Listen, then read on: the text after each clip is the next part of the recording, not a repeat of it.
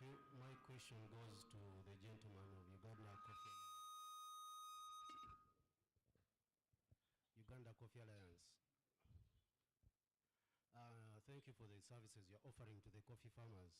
But my question is to do with the value addition to coffee. You mentioned that you're mainly working with the coffee roasters in Europe, which probably means we are exporting most of the coffee, raw coffee, which to me means most of the value of coffee is exported. Actually, we lose it to other countries. And our farmers, our country gets very little. We, the producers of coffee, get very little of the value of coffee. Wondering whether there is something we are doing about it. Because that is what will ultimately lead to the farmer getting more money in his or her pocket. As long as we export or we give out the jobs and most of the value of coffee to other countries, we as Ugandans who produce it, we get very little of the value of coffee and we get a raw deal, and ultimately the farmer gets very little income. I don't know whether there is something we are doing about that. And by value addition, I'm talking something beyond drying and hulling of coffee.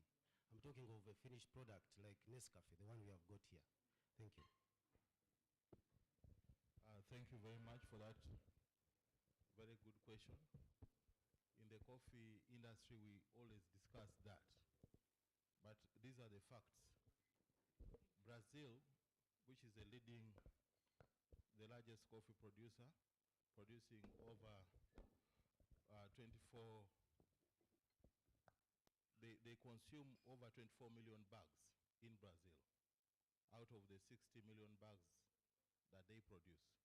They discovered earlier that it was difficult for them to export roasted coffee. So what they did was to promote domestic consumption. And that's what we have to do here. There's no one in this world who will allow you to export roasted coffee in large quantities. And this is not just for coffee, for everything. Here in Uganda, we've seen when we export milk to Kenya, Lato and all these people, you know what happens. So every country is protecting itself.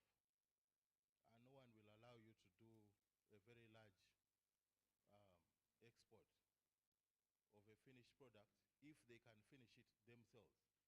This is a sad reality, and this is something that we need to tell even the politicians. So it is good to say, we are going to export roasted coffee, but where? You know, we must admit that trade and non-tariff barriers exist, and this is a reality. So what the Brazilians have done, the Colombians, they are consuming a lot of their own coffee. My friend Girma from Ethiopia will tell you that Ethiopia consumes a half of the 8 million bags they produce. Colombia consumes about 4 million bags. Vietnam also has started consuming a good proportion of the coffee that they produce. So we cannot, in one day, overcome the non-tariff barriers. However, we have to be creative. So the solution is promote domestic consumption. That's number one. Number two is export in high-value markets. Even for the unroasted coffee, there are two distinct markets that exist. There's a conventional market, which is a high-volume, low-margin market, but also there's a specialty market, which values traceability, which values how coffee is grown, the condition of farmers. So for us who are in cooperatives, because our coffee is fully traceable, we sell our coffee in the specialty markets, where the value is much, much higher than what you get in the conventional market. But still, we also benefit from the roasted coffee market through those partnerships. So for us, it's not just doing one thing, but it's a collection of strategies that enable the farmer to benefit from the sum total of our business initiatives. I hope I answer your question.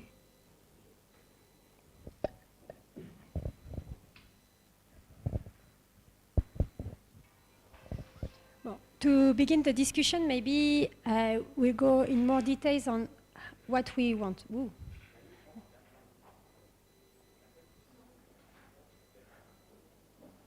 Why? Because we don't see. Voila. Okay, so we had these clusters of pedoclimatic conditions. So there are like 5, 1, 2, 3, 4, 5. And UCFA has its action in the boundaries, the bold boundaries here. So the idea is to find plots within these areas.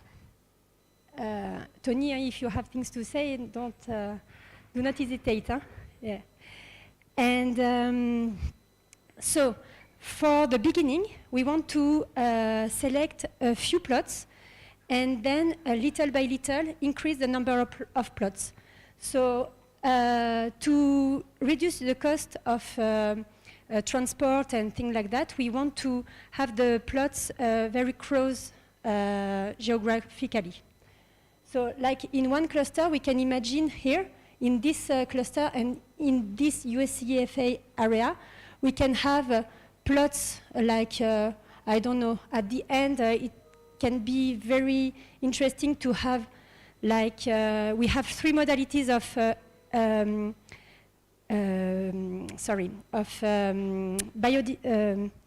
modalities of biodiversity in the plot, so full sun, medium shade, and high shading.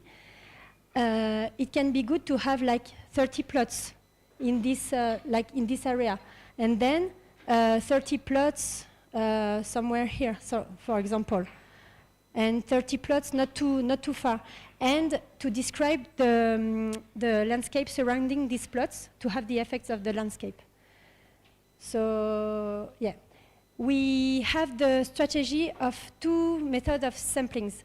We will have PhD that will, who will sample in details the pest and disease, the landscape in the plot and surrounding the plots and things like that.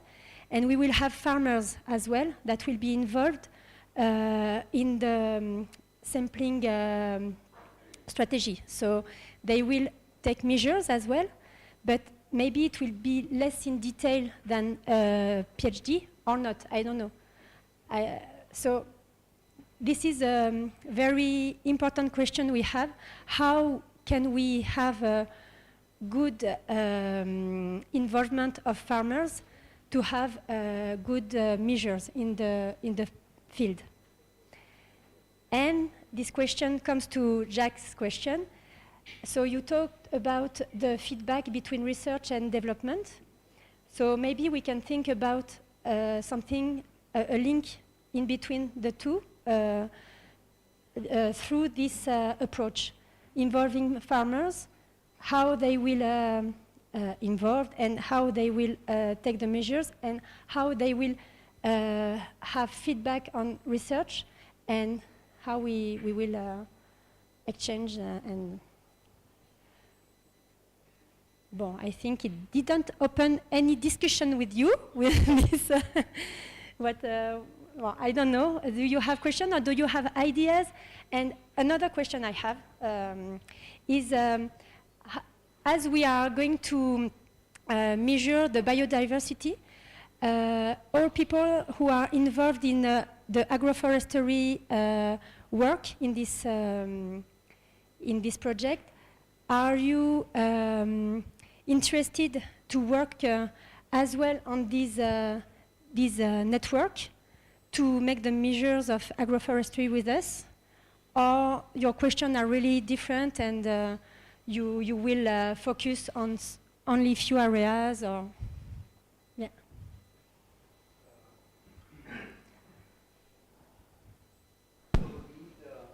These 60 plots network that you are building, will they be continuously periodically monitored during the whole project period, or what is the plan? I mean, I'd like to have a conversation so that, yeah, what is the plan? Yeah. So they are going to be continuously monitored. Like the PhD, for at least 2 years, they will monitor them I hope, every month. And for the farmers, we hope to have as well measures that can be done as often as possible.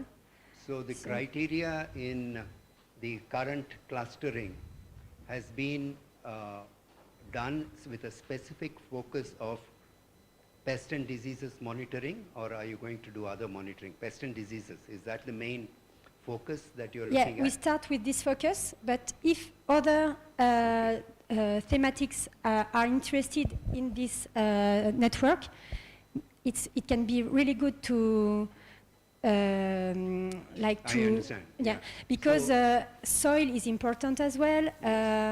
Other things like RV, macrobiota, and things like Correct. that. So if each of these different teams start saying, I want a different kind of Network.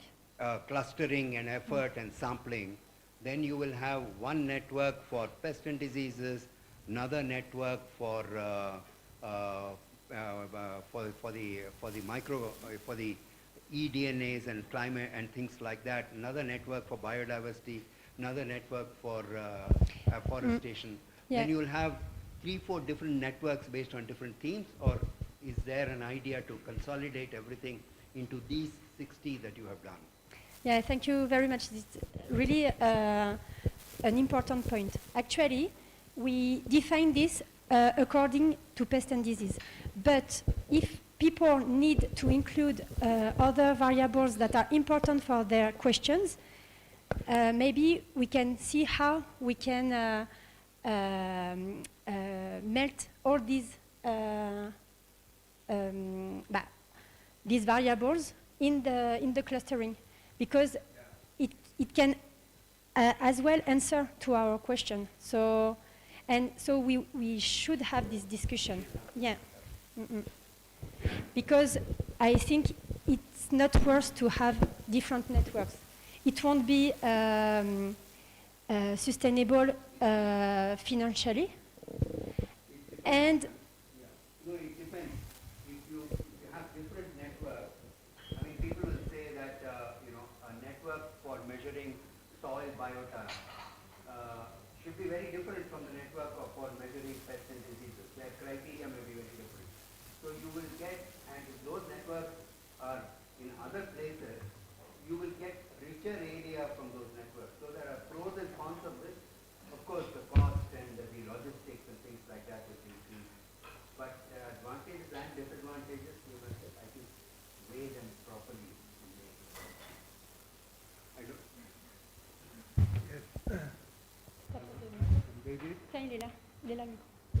Yes, I think it's nonsense to say we make a network on disease, we make a network on this, on this, on this. It's nonsense.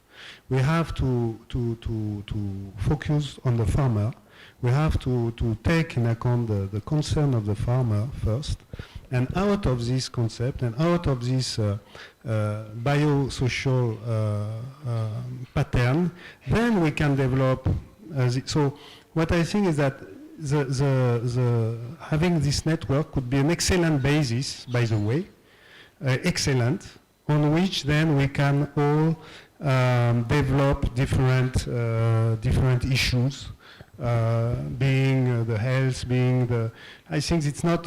You described very well the general pattern of coffee in Uganda, and then out of it we can involve the farmer, and we can then build a kind of social network depending on different issues. The issues, the scientific issues, will be uptaken by the scientists, by the Ugandan researcher, or by the teams, the research teams. But we should not introduce confusion into the community of farmers. So to me, it is very, very important scientifically to start from the farmer community, and then we can see what we can do in terms of pathology, climate, soil, etc., etc. Thank you, David. Yeah, so we had this question of socio-economical context that we have to take into account. And I asked Tony a few minutes ago if the socio-economical context is very different with small farmers in Uganda.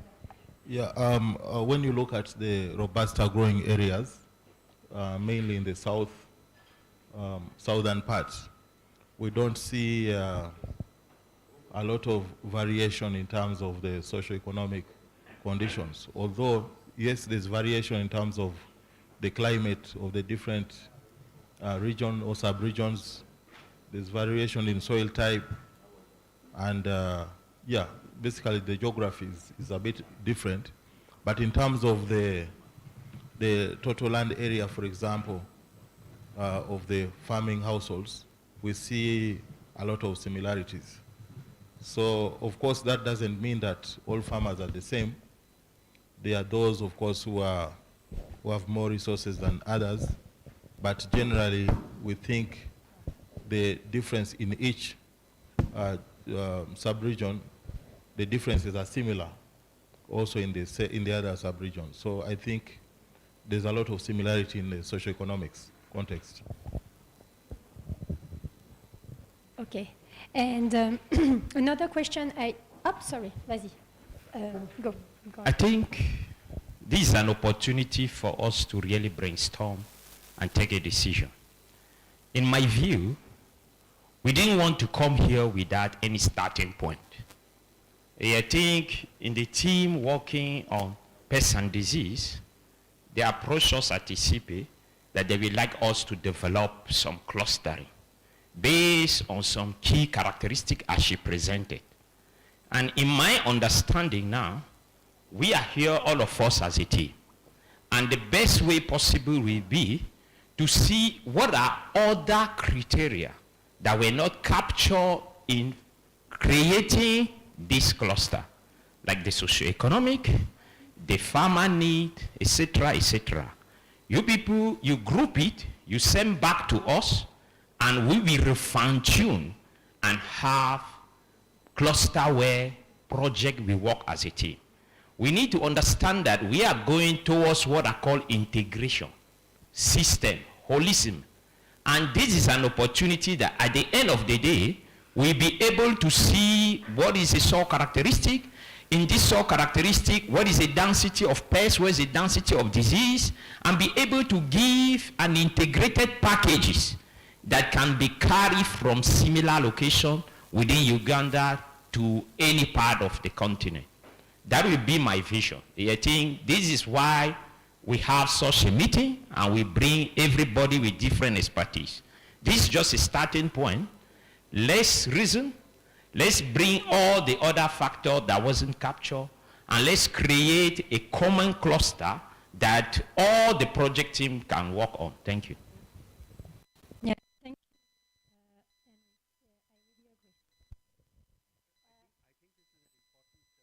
I'm sorry. No. This is an important, I think if we want to kind of this, there must be, I mean, I would suggest that somebody anchor this thing and solicit information from the other groups, integrate that information, communicate with the other groups. It's not going to be done in the next half an hour. And actually come up with a cluster, because this is the foundation, so to say. And if this foundation is unilaterally, I mean, is commonly kind of agreed upon, I think it will help a lot. So it will be worthwhile to, but we cannot just come here, talk and give up the responsibility. Somebody must, one person or one group or a couple of individuals must anchor this to see it through to the final conclusion, taking everybody's views into account. Yeah. So actually, at the base of these ideas, there is me and Sirad and ICP with Henry team. So I think we are the people who wants to carry this. Reach out to the other groups and Yeah. then get that Yeah. information and document all this. I mean, it's important to keep records of all this. So maybe we have to think about a methodology to have all this information or the right. And yeah, so there was a question here, and then excuse me. When you are through, okay. Okay. Thanks so much. Oftentimes it's easy to involve farmers to collect data. Technicians on the ground also can collect data. You said it's easy or not easy? It's easy, but the quality of data that we are collecting is not the same as the PhD students collecting or designated technicians are collecting. So if we are narrowing down into a site, then we need to refine what broad questions farmers can respond. Especially if it is uploaded through tablet and all this, then the questions should be clear, and the farmers need to be trained. In the same situation, we also recruited technicians. They are already on the ground. Technicians can collect a little bit better data than the farmers, although farmers are also good if they are well trained, and then it's a broad kind of questions. So we also need to stratify what questions are we addressing through the PhD students, how the information collected by the farmers and the designated technicians in the area can complement to the data that we are collecting, the serious data. It could be around the sites, it could be a little bit further so that we can complement the information. So we have 3 different layers. One is the PhD students and the scientists, then the technicians assigned in the location, then comes the farmers. Now, the farmers need to be trained, need to be identified, the right people, whereby they can upload data on a monthly basis or on a weekly basis that will complement the major data that you are collecting.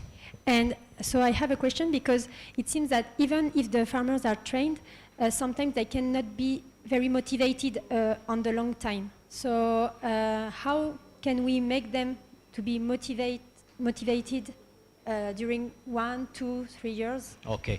We did community-based fall armor monitoring using community focal persons. In every community, every village, you can find young fellows who finished high school. So from my experience, it's not very difficult to find them, but we need to train them, and we need to simplify the tools that they are collecting. The beauty in that case is that distance is not limiting them, because they are collecting data from their own neighborhood, and if they are motivated, if the information is passing, they will also feel good that they are part of the solution. So it is possible to do it. Once it is set up, we can train the farmers. We can identify community focal persons. Usually we take 2, because one might not be available, maybe some problem, but so if we have 2, they can always upload the information. And it's very easy also to call them and ask them if there is an outlier, if there is an issue. It's possible to call them and ask the information, if it is uploaded in good time. I think a key point is to have really lot of feedbacks. We give them the results we had, and then they give us as well their impression or problems or things like that, and to be part of the solution with. And maybe you will help us to do that. Huh? I also equally would love to contribute.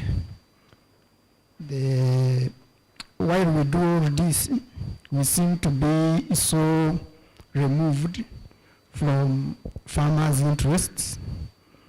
We want to get information, we want to share information, we want to integrate this or that. Who is taking care of this farmer? Dr. Mugoya,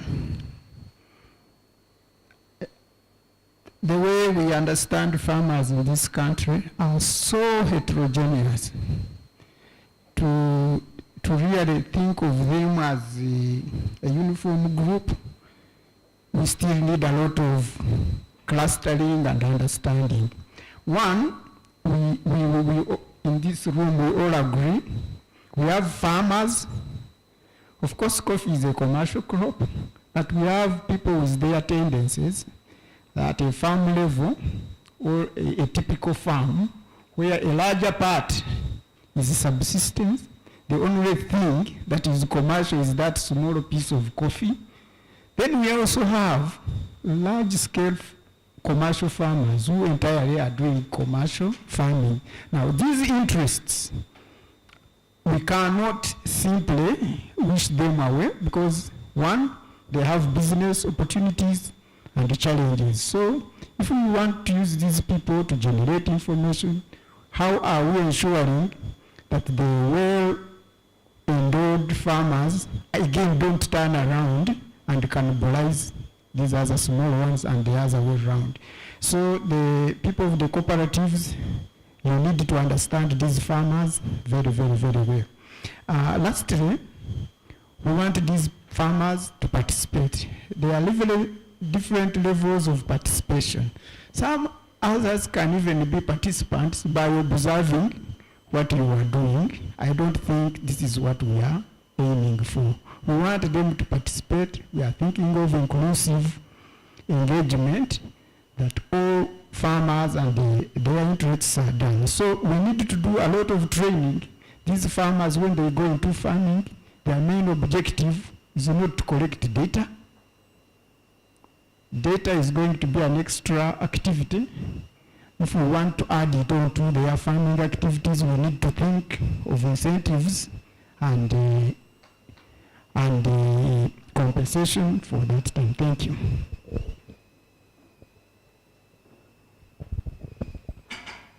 Yeah, thank you for your comments. What is clear is that the farmers are different and heterogeneous in this country. In the coffee sector, we've segmented. We've made attempts to segment farmers based on different socioeconomic characteristics. So we are aware about these differences among farmers. But we also know that these farmers, all of them, they have challenges which are similar. Things to do with pests and diseases, for example. They're affecting the large farms in the same way as they do the small ones. Right now in the Robusta areas, we have the twig borer, which is a big problem for all farmers, all Robusta farmers. So for us farmers, this is an opportunity to interact closely with the research community so that we can reduce the knowledge gap that exists between the farmers and the researchers. When we go to research stations, we see a lot of innovations and good things. However, there's an information asymmetry between the researchers and the farmers. So by having this close partnership through this project, we believe that farmers will benefit a lot by having access to first-hand information from the research community. Thank you.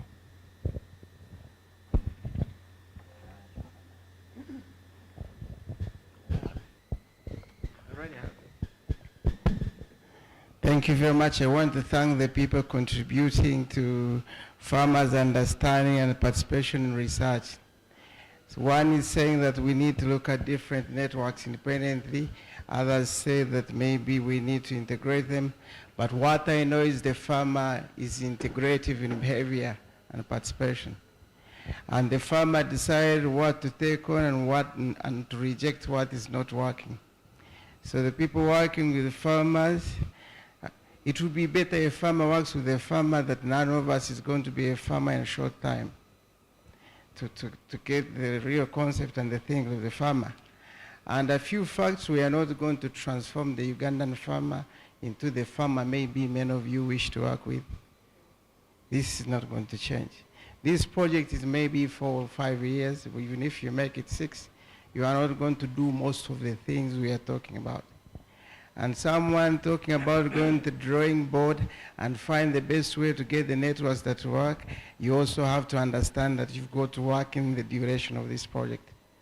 I do not think that we are going to go backwards and have 6 months of negotiating, rewriting, getting the networks that work.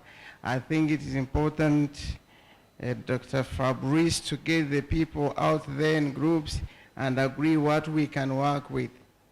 We are going to work with something at the end of the day, and what we work with should be in the framework of this project, resources and abilities that we have here.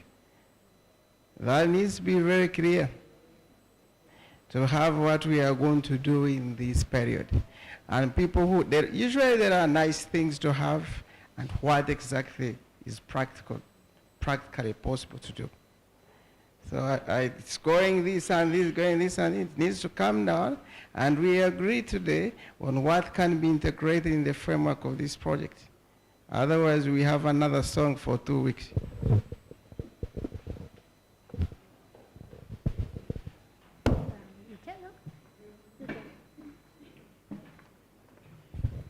Is there another question? Or do you want to make a comment? No. Okay. Sorry, I think the challenge is clear. We have to come with decision, and that's the purpose of this first day. Tomorrow is more presentation to officials, but after that we'll have 2-3 more days to finalize our discussion, to come with clear decision and with a clear program of activity. That's definitely the purpose of this objective. So, Dr. Ari, we are exactly on the same line. Let's try our best to do it. Any other question? Okay. Nobody asked about this area here, because maybe there was no color, so people say, okay, we agree that we won't go there. But there are bold boundaries, so UCFA over there. And actually, Tony told us that there are some people working in UCFA over there, but few producers. It's like a pioneer line of Robusta over there, and it's a drier area. And we think that this can be very interesting to answer to the climate change question we have in the project. So we are thinking about a gradient, transect with a gradient of dryness, we say it like that, yeah? And even if there are few farms, it's a beginning of something. So we are going to explore as well this, the differences in because the dry conditions is proxy of what is coming, what is going on with the climate change. So with this area, we think about answering to this question, or get a part of the question, of the answer, sorry. So, okay. Okay, well, if you have no question, maybe like that we can be on time. And about the context, the socio-economical context, we will have a presentation of two students, two French students, three. Judith, Louise, and James. They explored the area of Mityana, and they made a detailed study in this area according to the socio-economical context. And Okay. As Natasha mentioned, we have this afternoon a presentation about the Mityana region production context, including a lot of socio-economic consideration. So I guess that could help us to think about the proposition from Henry to say which kind of approach and variable we should also consider in this area, maybe to refine the cluster approach based on the more biological pest and disease one. So the question is valid. There is a beginning of an answer. We'll try to work on that maybe to answer more precisely your question. And just one thing about what Henry's and Prabhakar told just earlier. Maybe we have to think about a workshop, I don't know, to include the people in each work packages to define the variables each person needs. and make new analyze of the clustering. So I don't know, maybe it can be in video conference or something like that. Yeah? Okay. So be prepared that we contact you soon about that. Okay. Ah, Bester. Bon. First, Bester. Okay. Okay. Thank you very much. My name is Bester. Bester Mdedere. I'm originally from Zimbabwe, but I work with ISIPE. And with Natasha, we were working together to develop these clusters. I'm sure when we were developing the clusters, like what Henry has said, we put into consideration the soil, the land use and land cover, the agroecological regions, temperature and rainfall, which I think are the main characteristics that differentiate the different regions. Now, when we have this map with the overlay of where we can actually work based on UCFA, where we actually have farmers, and we can actually see we have farmers in the different clusters, it means this approach is already maybe 90–70% catering for all the work packages. In terms of the socio-economic, I would think that that can be catered within the data collection sheet where they are asking those particular questions. But we know this particular farmer is within this cluster, they have these particular issues, which I think we might not fail to find a spatial representation of those concerns to add into the clustering platform. But I think this would be a starting point. Then if there is somebody who really feels that they are not catered, maybe we have that particular meeting. But I think this is a very good start.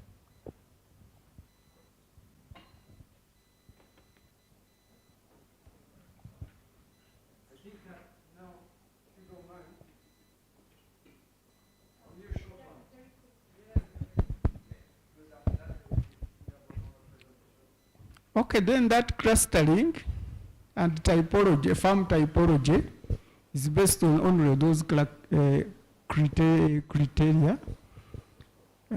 It would have been much better if you also had parameters on the social and economic things.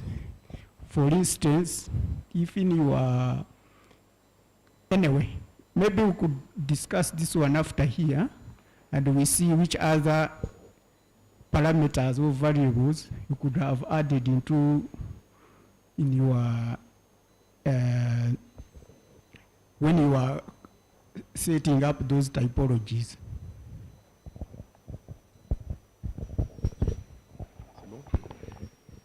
Okay, thank you, Apollo. Let us move now to the second presentation, or the second session, which I understand it will be, there will be a presentation from Geoffrey Seremba from NACORI, but including also some contribution from NAFOI. That's all? So I give you the screen. And I can give you the floor and the microphone also.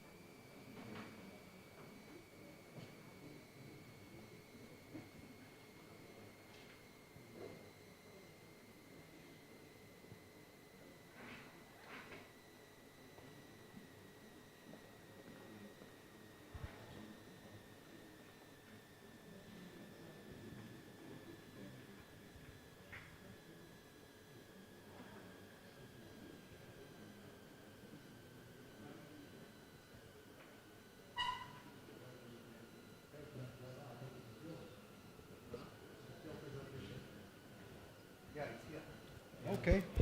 Why didn't you tell me I was getting the phone call? Yes. Sorry about that. It's okay, my mistake.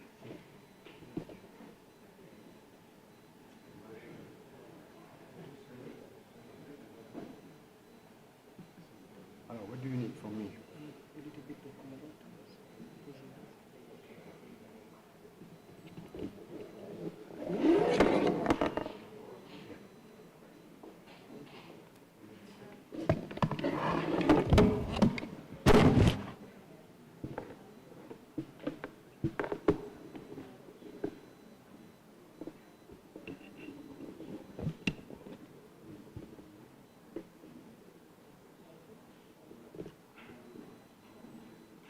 Can I try HDMI? Can I try the HDMI? Yeah, but the screen resolution is not great. Can you? The screen resolution is not great. HDMI is not working? Let me bring it compact. Yeah.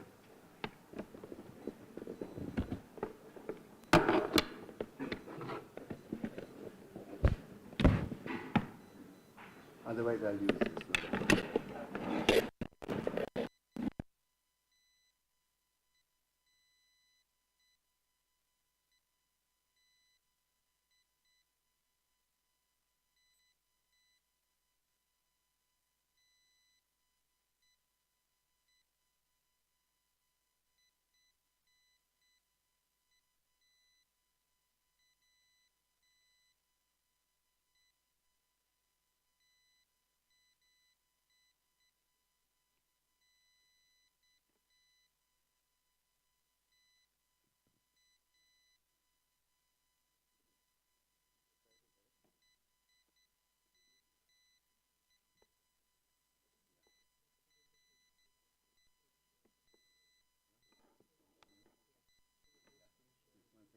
I'll see whether this works.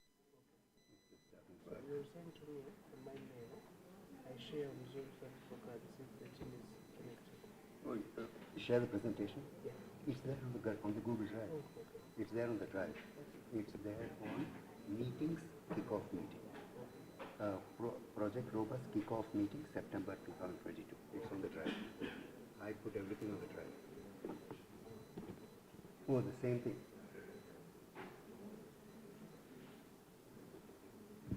It's the same thing, so I can use the other one. It's the same thing. Should I change to this one? I'll change to this. It's the same thing, no difference.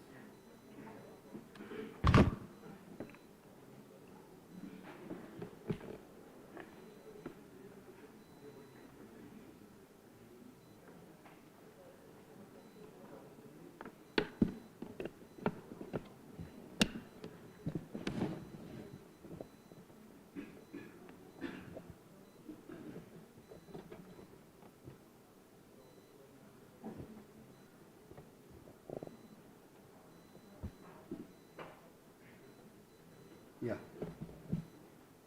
Okay.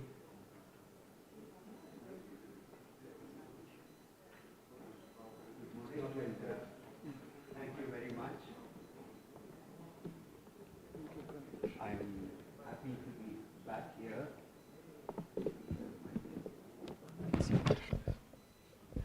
I'm happy to be back here. Rico, may I request you to come and participate a little more actively, please? Yeah, thank you very much, Rico. Thank you very much, yeah. So, so I'm going to really try and engage with you people and, you know, I've already had one meeting with you people, and I think the more interactions we have with each other, we will understand each other much better and execute the project much better. I must say that this is, in fact, one of the most challenging projects that I have taken on, essentially because it is multi-institutional, it is multi-agencies across different areas, and it kind of addresses the farmer and the researcher coming together. So it's really a complex coordination exercise. So it's one of the most challenging things that I have taken on, And I would believe unless we kind of talk to each other much more intimately and understand each other's points of view, it will become very, very difficult. Each of us will work in our own silos. I would also like to kind of state that this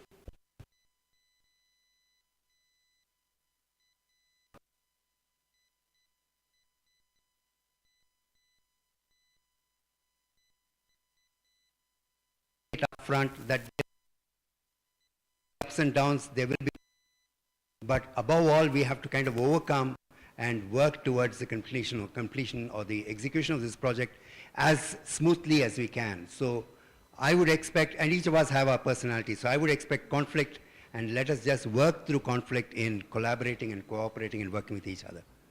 Now the network is good, and so let me just launch out the what we've done till date and put out the semblance of a platform. The platform will grow. This is in fact the launch of the semblance of the platform, the first step of the platform, the first baby step that we have taken of the platform. What we've done is, yeah, how do you put that on the presentation? Yeah, no, before that I just want to show the website, yeah. So I just want to show, this is in fact in some sense the launch and the first step of the platform. We just got this whole thing working on Friday, and we've done some baby steps. It will evolve as we go along. So let me show you what the platform looks like. We have a domain name, the map that you saw. Let me take off from the map that you saw. The map that you saw on a slide in the previous presentation is online. Everybody can look at it. Everybody can point a finger, point a URL and look at it. It's online. We put out the map platform. It was contributed by the team, and we've deployed it on the portal. So it's there, it's interactive. You can zoom in and zoom out and do many things with it. I will show you, this is the platform that we have. We have a domain name called eastafricacoffee.org. This is to address issues of saying, let us look at East Africa coffee. Robust is one initial baby step. Long-term sustainability, going further, what do we want to do? We want to address the issue of East Africa coffee. So we will try and kind of project it as a larger idea and not just project to project, time to time, and get away after we finish our responsibility and say, my responsibility is over at the end of this project. So we've taken a long-term domain name called eastafricacoffee.org, and this is the home site, and all of you can point if you have the internet working. This is the home site of eastafricacoffee.org.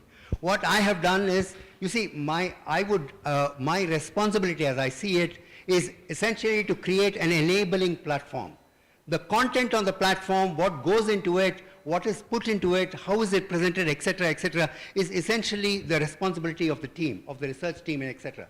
I would take some responsibility, but really you people must participate and criticize and change and involve yourself in the building of this platform. So eastafricacoffee.org, which is this URL that you see there, is online and available for everybody to see. You can log in and create an account, and you can play around with it. What features do we have? Let me just show you what I have done. I have gone through, and it was very, very helpful for me. I have gone through the proposal, the full proposal that was submitted to the EU on this particular project. I have gone through it again and again. I've done 2-3 iterations of it. Right from the time the project was put out, we've done many iterations of it, looked at it, and pulled out things that we think is relevant. Still a little verbose, but this is what we have today. We have a home page which has some basic idea of what the platform is. Essentially, we just think there are two elements in this. At the broad level, there is the innovation and there is the uptake. The innovation is the property or the characteristic or the responsibility of the research team.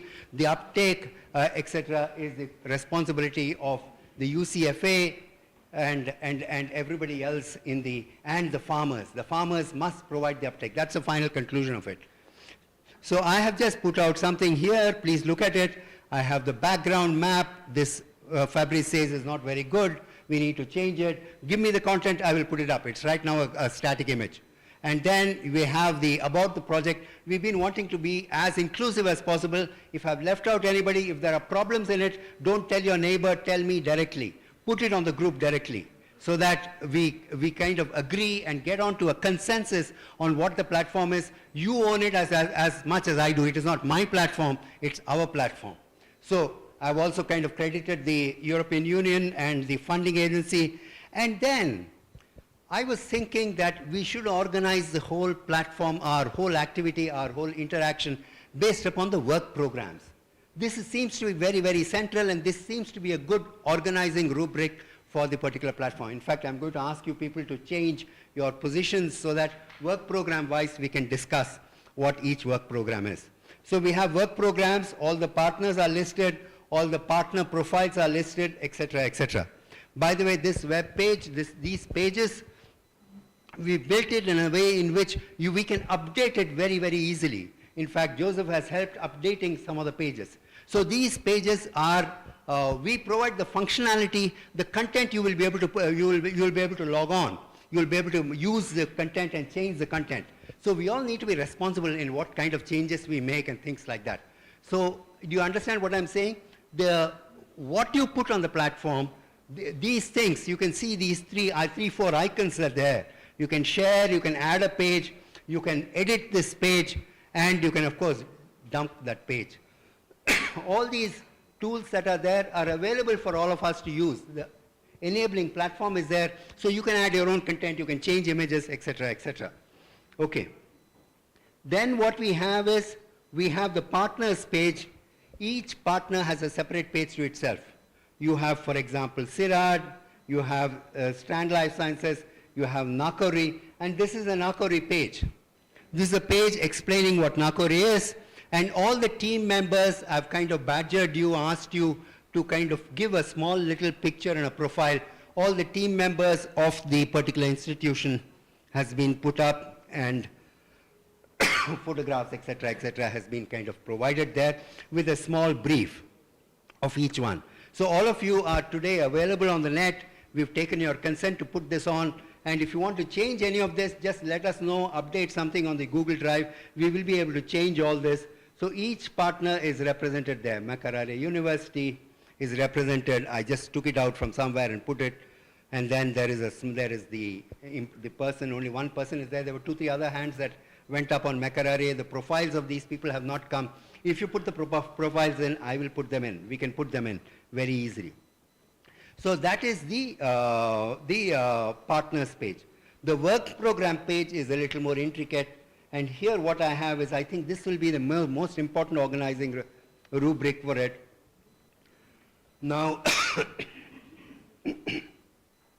on the work programs, we have 5 work programs. Now, on each work program, the work program 1, which is called the baseline, this is the cross-cutting thing. The pictures that I have put out, many of you have contributed pictures into the drive. The work program 1, since being the baseline, I thought the theme of pictures that go into the baseline must be landscape of coffee. So what is the broad landscape that coffee uses? All those pictures I have taken and put it as the theme of this particular work program. Work program 2 is, work program 2 is essentially research and development. So I put nurseries, we put some laboratories and things like that on work program 2, and the partners involved in work program 2, which is a large program here, have been kind of listed here. So this is in some sense the official launch of this particular site. It's mobile enabled. You can look on your mobile and it should kind of work as well in your mobile without any upsetting of formatting and things. It should adjust and be responsible to a mobile device as well. This is the third work program, which is the web-based platform, and the partners are essentially Strand and my colleague Rico from Wageningen University. So each of them have it there. I also want to kind of show you other little features, and this is what will grow. We have a map module where maps can be uploaded onto the portal. So we built this map module where all our maps can be uploaded on the portal. I got a few maps from the team and I put them all up. We have, for example, administrative areas, and these are interactive. So you can put out an administrative area map. This is, and then you can see the administrative area. You can click on it and get an inquiry into what this administrative area, what is known about this administrative area, what are the attributes of this administrative area. Like this, I have a few themes few layers that I got, administrative divisions, I've got all the points, the towns in this area, and different towns in different categories, and these are interactive. You can zoom in and you can zoom out, you can do all that. So more maps, spatial layers. Right now we have the support for putting out shapefiles, and if we have shapefiles, any of us can do it. You can do it yourself. If I give you the credentials, you'll be able to upload a shapefile into the portal yourself. Take all the shapefiles in, put it in, give the attributes, and you'll be able to upload it yourself. Then there is the clusters, the cluster map, and so here is the cluster map. So the cluster map is here, and the details of the cluster. So it's an interactive map platform that we have kind of put up.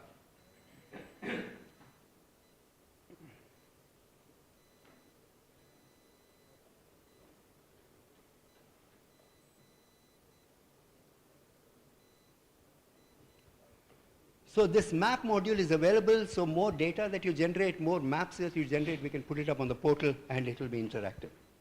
The next module that's available on the portal is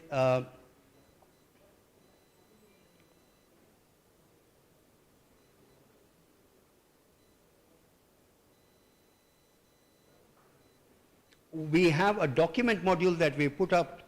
This is the document module.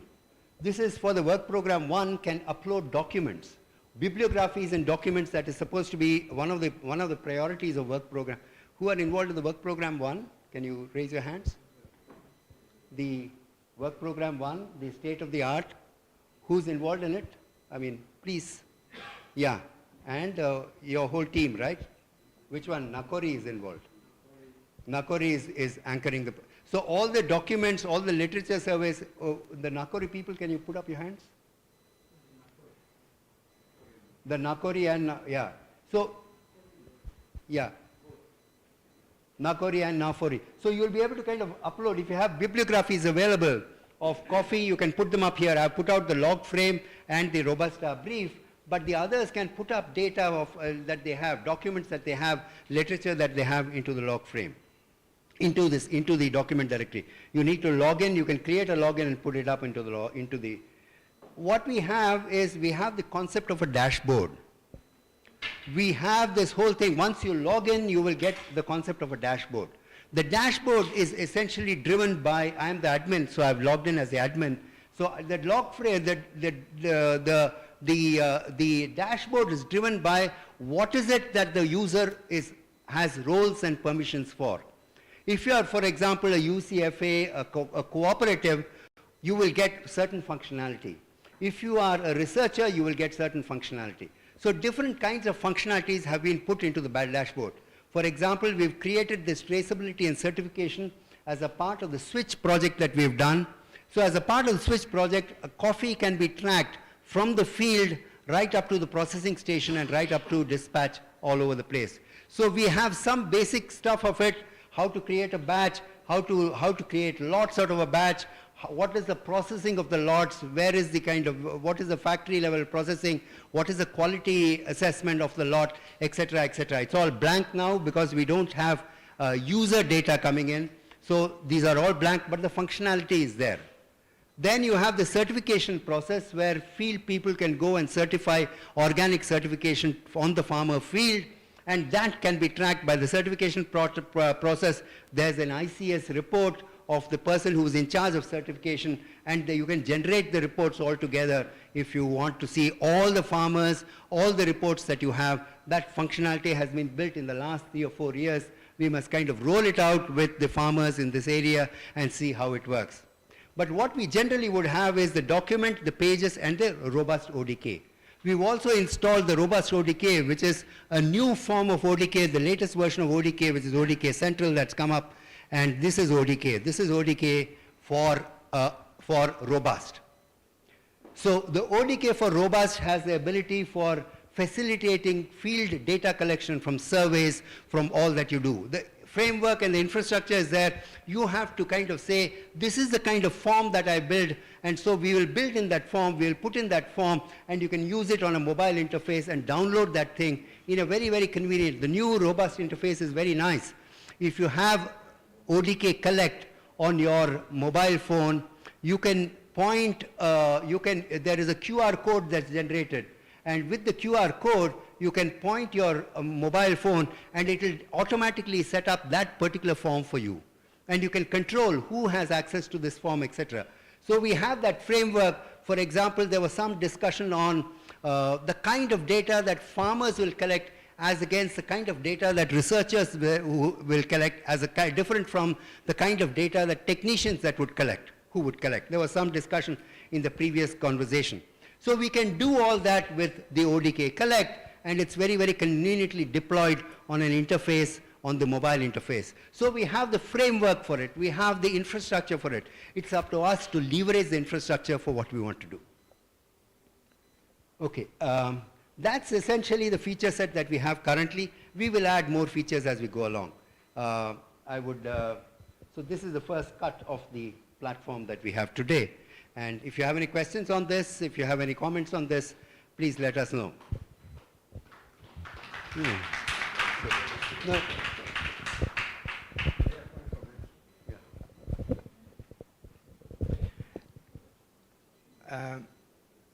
From some experience with this kind of platform, as it is presented here, we have the feeling that we are giving it to you, or to us, okay? And there it is, and thank you, Prabhakar, and good job, and so on. Now what's next? And that's the wrong attitude. The platform will be the value, will have the value that we are giving it to the platform. And it will make sense only if we use it and if we inform it, okay? It's beautiful to see, for example, the list of people involved in the project, but that works only if you send us the information required, your picture, the small profile, and so on. And that will give the value of the platform. It will be exactly the same thing for the documents we will want to share and upload. It will be exactly the same things for the data we will want to acquire from the field. And it will work only if we are taking the habit of using the platform. If we don't use it, it will be a very nice set of pictures, and that's all. It will never be a working tool, okay? But if we take the attitude of loading every day as much as we can, thinking that, okay, I've done this piece of work, shall I put it on the platform or not? Yes, no, and if you think it's valuable, you put it in there, okay? And there it will be there for everybody. There will be also some discussion about to know how we share it with outside, which part of the data we want to make it public, which one won't be public, and things like that. So the potential is extreme only if we do the effort or if we take the habit of making the tool operational. And for this, we rely on you. He is relying on you. If he can design something beautiful, but if you don't give him back the results, it will be completely useless, okay? So that would be my comment and my very solid recommendation. We have tried and we have started to use it. There will be more information coming in. It's a dynamic process. It's not, we do not imagine that it will be prepared in a few months. It will take a few years to develop a very nice product. And we have very strong hope about this kind of tool. Henry mentioned about the exit strategy. It is definitely part of it, meaning when we leave, we have to leave some sustainable product that people will continue using. And we will work in this direction as much as we can. So let's make this success the one of together and not only the one of Prabhakar, okay? Please do. I have two questions, 2 comments. Before and after, Professor. Yeah. Maybe first of all, I'd like to introduce myself. So my name is Rico Lee, and I work at Wageningen University in the Netherlands. And I work at an institute called Knowledge, Technology and Innovation. And I'd like to add a few words to what has been said, especially to what Fabrice was saying, that we rely on people to share information and to use information. But of course, that's easily said than done. I mean, if I ask you all to change your apps to different apps, I don't think a lot of people will actually do that. So how do we make people come on board in this project? How do we do that? So I think the first thing we need to adopt is a user perspective. So we need to think as the users do. And who are the users? Well, first of all, the farmers, hopefully, will be the users. There's also a focus on youth and on women. So we hope to have those users on board. But we also have scientists as users and as people who upload data. Scientists, researchers. But we also have government officials maybe, or people working at NGOs or at the regulatory bodies. Maybe we have people in the audience from the commercial sector. So we have different types of users. So we need to start with these users and what do they want, right? What kind of data do they want? What kind of information is useful for them? So that's a research question, and we need to address that in this project, right? A second topic that we need to address is what we have learned from the field of citizen science. And citizen science is about data collection with non-scientists, like farmers uploading data. Why should they upload data, right? What is the incentive for these farmers, right? And how do we get these farmers actually to work along with the project?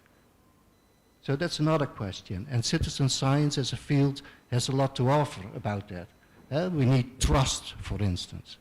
An organization or a project needs to be trusted. Otherwise, people will not share their data. So citizen science is something we need to look into. And a third topic, a third issue, is that we need to align with the things that are already there. We need to start with the information system that is already in place. Trainings are already there, education is there, information is already there.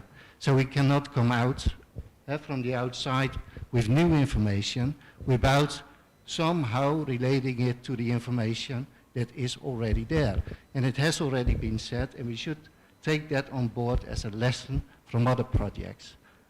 Start with what is already there and do not come with an outside innovation system that will not be adopted at all.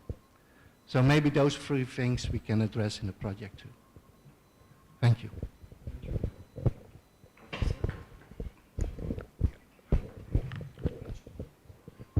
Yeah, thank you very much. I'm called Samuel Kiamanyo. I'm from Makerere University. And I'm an entomologist, so this type of platform sounds very exciting because it keeps everything. Now, I have three issues I would want to get clarification on. The first one is, you know, that last ODK, you called it ODK? Is this a facility that would allow us to do real data collection? Yes. Or? Yes. Okay, and so you can do real data time, so that's something very interesting.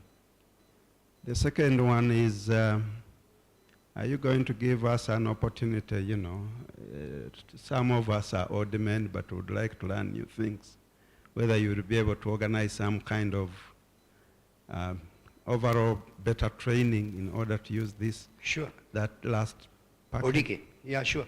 Okay. And then finally, ownership. Ownership. Ownership. Very good point. So ODK allows, Open Data Kit is a very mature product. I have some points on it I will talk about in the presentation. Workshops, anytime you can call on us, we'll be more than happy to do it because we want to see how the whole thing kind of works and ourselves learn. The third thing is all the code base, everything that we develop under this project and under every project, I've been doing this for the last, from 2008 onwards. Everything is open source and everything is available on GitHub. We are a public funded, we just get public funds, and all the code base is open source. So it is all the code that we develop. ODK is definitely open source. Even the code that we develop, the document module, the map module, etc., is all publicly available on an open source GitHub. So it's community, supposedly community owned. That's what it is. Okay, Open source. Finally, then, you know, at the end of the 5 years, Yes. How does this facility continue operating? We'll have to see what kind of strategy pans out. You know, we'll have to see what kind of strategy pans out. Ideally, what you need, ideally, I mean, it's really thinking 5 years ahead. We don't know what will happen in 5 years. But ideally, what you would need is, you will need a product manager, a team that will manage the product, which means a team will, a person or a team or one or two individuals who will interface between the development and the code and the platform and the end users. That's a very critical one. The product manager, the product. What is this product? The East Africa Coffee Portal platform. We are hoping that in a few years, through this project, one of you people will put up your hands and say, I will manage the product in the long run.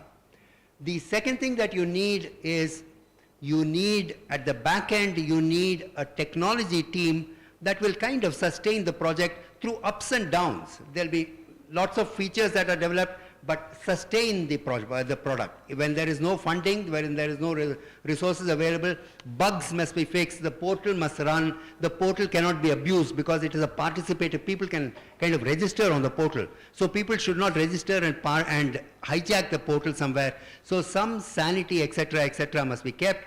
That it is our responsibility to do it. It's not too much work, but we will do it. But if there's a technology team in Uganda who would kind of look at it and work on this, taking the technology aspect, will definitely do the backstopping of it. The third thing that's very important is the end users. The user support, it will only be as active as the end user start using it. So it will have to give value to people in the research community, people in the farmer community, people in the production chain community, people in the market community. If we do all that, its sustenance it'll run. If we don't do any of this, there will be a problem with sustaining the portal beyond the project. So we have this 4-year, what we call a runway. In that 4-year runway, we have to make sure that these things are taken care of. Essentially, a product manager, the value to the end user, and a development team which will kind of support it from the back, in case of behind the scenes, to sustain the portal as we go along. Yes, sir. I will come. I think I need to remove my tape, because for me, this is a turning point for success. If we take it right, we will succeed. Yes. If we take it wrong, we will fail. What I've saw there, it is fantastic. But I have one reservation. I find it as a standalone entity, because its domain does not link to any of the institution who is here. And for me, I'm a little bit worried. I would like that we should have created a domain as a subdomain to one of the institutions that partner with this project. For me, it must be a must. I'm also a little bit a technical guy. I understand this. When I see East Africa Coffee.org, I know what it means.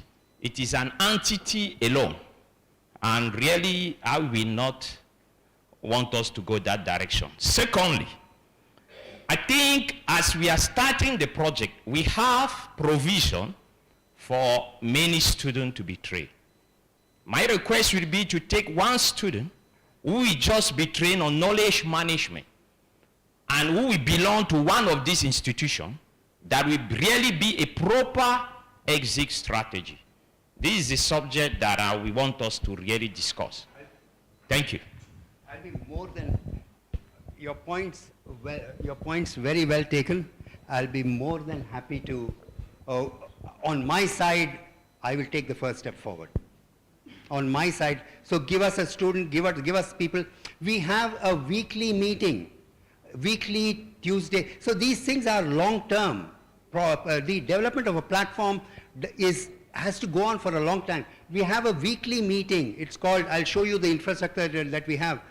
Please participate in the meeting, take it on. It has to evolve. People must come. And that weekly meeting is there. It's a 1 hour every day. Look at every week. Look at it, and if it appeals to you, please participate weekly and take on responsibility. People must, this is like that famous statement, don't ask what the country can do for you, ask what you can do for the country. Or to ask, so if you people please put up your hand, we'll be more than happy. One example that I want to cite about domain name and the way we've kind of done it. Times have changed, but the project that we started in 2009, called the India Biodiversity Portal, for biodiversity, databasing biodiversity, was done in this way. No institution, very loose, a whole set of people coming together, etc., etc. We've managed to kind of sustain it for now, 10, 12 years. Somehow or the other, if there is value in it, I think there is participation. And we've got very good support from the CIRAD team for sustaining the portal over this 10, 12-year period.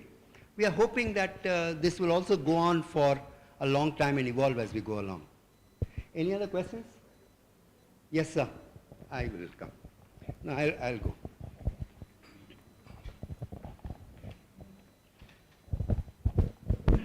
Thank you. I'm happy that you've not changed and what you said previously remains the same. And most like our argument stands. Throughout this project, there are going to be certain areas of study that we cannot afford put on the platform free. For example, we're looking at the drought tolerance research and our germplasm. There probably you need the president to give you allowance to put this on the platform. So I also need to tell the members that what you feel you cannot share for free, do not put on the platform. Exactly. That also means that we cancel some areas of the project because we are not willing to put there. I ask my members, we need to think this carefully. We need to be clear to do these things. Then related to farmers, we have a law that we cannot put on the platform information about farmers without the consent. Yes. Understanding consent. Yes. Not just, can I use this thing? No. If they are not understanding, you've got to make them understand. Yes, FPIC, yeah. So if we are still together on that, agreeing, disagreeing, I'm happy for that. Yeah, FPIC is very important. Yeah. Anybody else? Okay, let me go on to the discussion on the portal itself. So that's what we have, and please do look at it. It's open, it's public. Anybody can create an account on it, and you can see the static pages that are public. But let me go on to the portal the presentation and the discussions that I would like to kind of. So the agenda for this.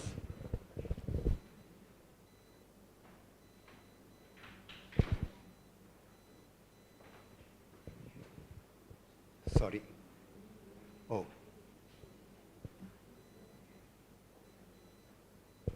Okay. The agenda was very nicely set out by Fabrice in that mail to make sure that we have the same understanding of what this will be, or what will be this platform, its role, and the services it will offer. We have some one step better understanding before we did the presentation. The points raised by many of you are noted and taken care of. So we will advance our understanding of this thing. To incite partners to express their needs and expectations. What is it that you people want from the platform? Very, very important. Unless the desire and the need comes from you people, we don't know what to do. To make sure that we all have a clear idea of our role and what is expected from us to make the platform alive, useful, and attractive. It has to be useful to the community. This was the agenda that Fabrice set out. I thought it was very nice, so I just thought I should put it in. Now, we have a project, and I would believe that in this large coordination effort that we are into, multi-institutional, multi-location, farmers, UCFA, etc., I believe that IT has a role. And I believe that the pandemic has shown that possibly IT could kind of help remote working, collaborating, working better, etc. So I just want to discuss the infrastructure that we have, and we should use this IT infrastructure. It's up to us to use it. We have a Google Share Drive. I will talk a little about it. We have Google Groups, very, very potent tools, but we all must have the discipline to kind of use it. We have the Project Robust ODK server that I showed you that is already available. We have to know, I have one slide on each of these things, what Project Robust is, how do we kind of use it, what needs to be done. And we have the Project Robust platform that will evolve as we grow along with more features and functions.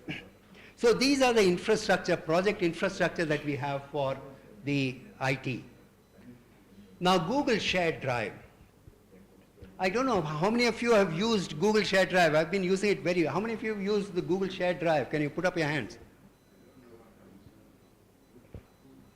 Yeah, so the Google Shared Drive I've been using it very, very regularly for many years now, and I find it a very good collaborative tool. Now it's convenient to collaborate. It's available on the internet. I don't store anything on my hard drive. All my files, everything is on the Google Shared Drive. And it's not expensive at all. It doesn't cost. It's all going on Fabrice's account for now. But it's available on the internet. It has a versioning system. You can see the previous version of the Google Shared Drive. Please explore this. Please explore. I don't know everything about it. You'll know much more if you start to explore it. But it has a versioning system. What does a versioning system mean? You have a certain document and you want to go to a previous version of the document and see what has happened. You can go back.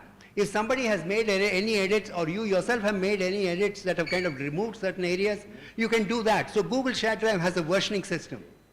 And we are all used to Microsoft formats. I think I think there are issues with Microsoft formats. It has individual files. But you can import and export. The interoperability with other systems, Microsoft Excel, Word, PowerPoint, etc., is all available in the Google Shared Drive, in Google Features. So please use the Google Shared Drive. It will require some learning, but please learn it. You will not know the convenience that it offers. It offers tremendous convenience. I'm still wondering why more people are not turned on to it. I'll give you an example. For example, you're going to take out this criteria for building a network of sites. Please do this on the Google Shared Drive. Put out a document there, send it to everybody. Everybody can comment on it. Everybody can change it. Everybody can add notes. You can see who has added notes. It's completely transparent. Very nice tool to use it. Use it. Please use it. Don't create a Word document and send it to 15 people. That person will create his own Word document and send it back to you. How will you put it back? It's a pain. You cannot collaborate on a Microsoft Office Word file documents. That is full stop. So you should start using the Google Shared Drive. It requires some understanding.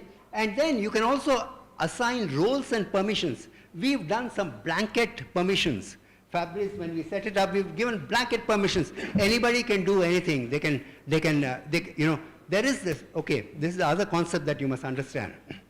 The concept in the internet and in the Google Shared Drive is ownership.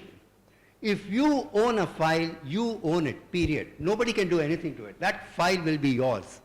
Everything else people can do. People can edit it, delete contents in it, change it, etc. But the owner is very important, and it's all very individualistic. The owner is an email address. Today in the internet, the identity of a person is the email address, is the cell phone number. In India, it's become the cell phone number. But without an email, so individualistic, the whole IT culture is making everybody individual. Me, myself, and me, my property. That's what it is. And today the property is individual files. So that is, you must understand the file. So for example, I create a file and I don't want anybody to touch it. Everybody can view it. I don't want anybody. You put it in the drive, change the permission. There's a default permission system that's been set up. Change the permission system and say people can only view it and nobody else can do anything else. It will be like that. You say, okay, 5 people can edit this file system. So you can do very fine file roles management, collaborate only with few people, only allow 5-6 people to edit the file, nobody else to edit the file. You can do all that wonderfully. Explore it. I myself don't know everything. Understand the roles and permissions. You go on a file, there's a share, and if you do that share, you can see the roles and permissions on it. I will show it to you. Basic trial and error. Try it. Nothing will happen. Google Drive will maintain your file. Even if you delete it, you are the owner and you delete it, for 30 days you can retrieve it. So Google is, and the secret is, on the internet, no digital data dies. It's all kept somewhere. So they will be able to revive it if they want. It will require some discipline. That is very, very important. It will require some discipline to use this. Please learn the discipline. It's very important. Use the comment and suggest mode. It is my, don't tread on other people's. If I have a file, if I have an idea and I put it out and I want you people to look at it, please use the comment and suggestion mode. There is a comment and suggestion mode. Use that to give your comments, interact with the document. Keep it clean and light. If you don't mind me saying this, we requested photographs. Now, hundreds of photographs, people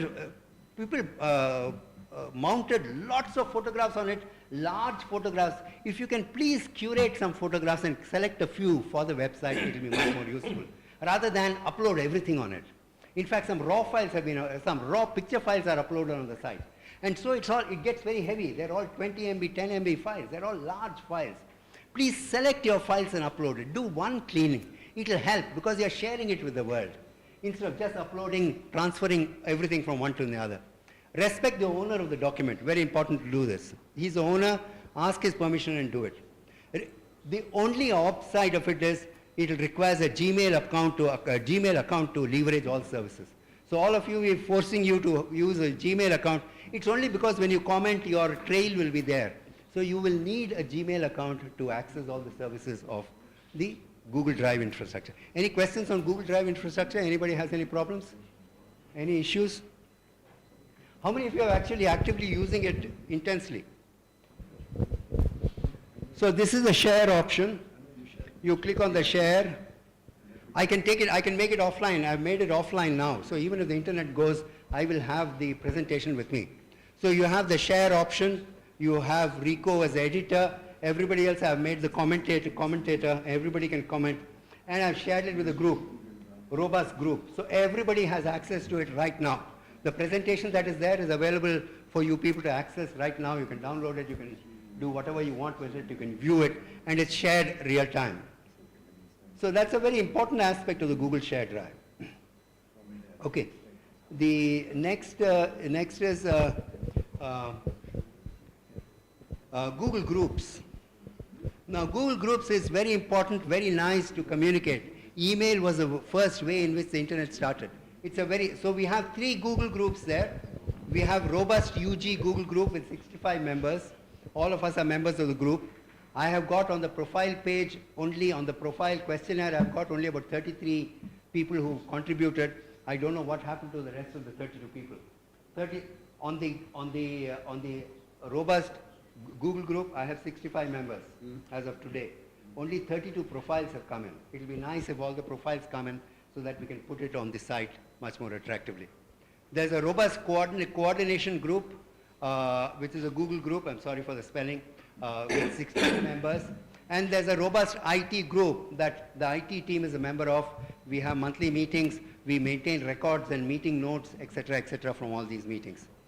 The advantage of a Google group is fair, it's free, democratic, transparent, and flat communication. Anybody can communicate with anybody else. So anybody can, if you're a member of the group, you can send a mail to the whole group saying, this thing is not working well, or this suggestion, or whatever it is, to everybody. Mail threads and discussions are archived and available on the internet. All the discussions that are there, I don't know if any of you have seen it, please explore these things. All of them are available. This is the Google group, ICT, the ICT group. All of them are there, all the discussions, everything is there. So you can go to any of them and see what has happened. If you look at conversations, you will see all the conversations and what has happened, the meeting notes, everything is there.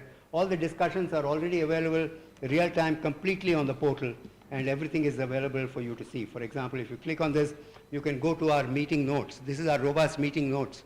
6th September was our last meeting when the few of us are there, who have been present. All this is recorded and shared with everybody.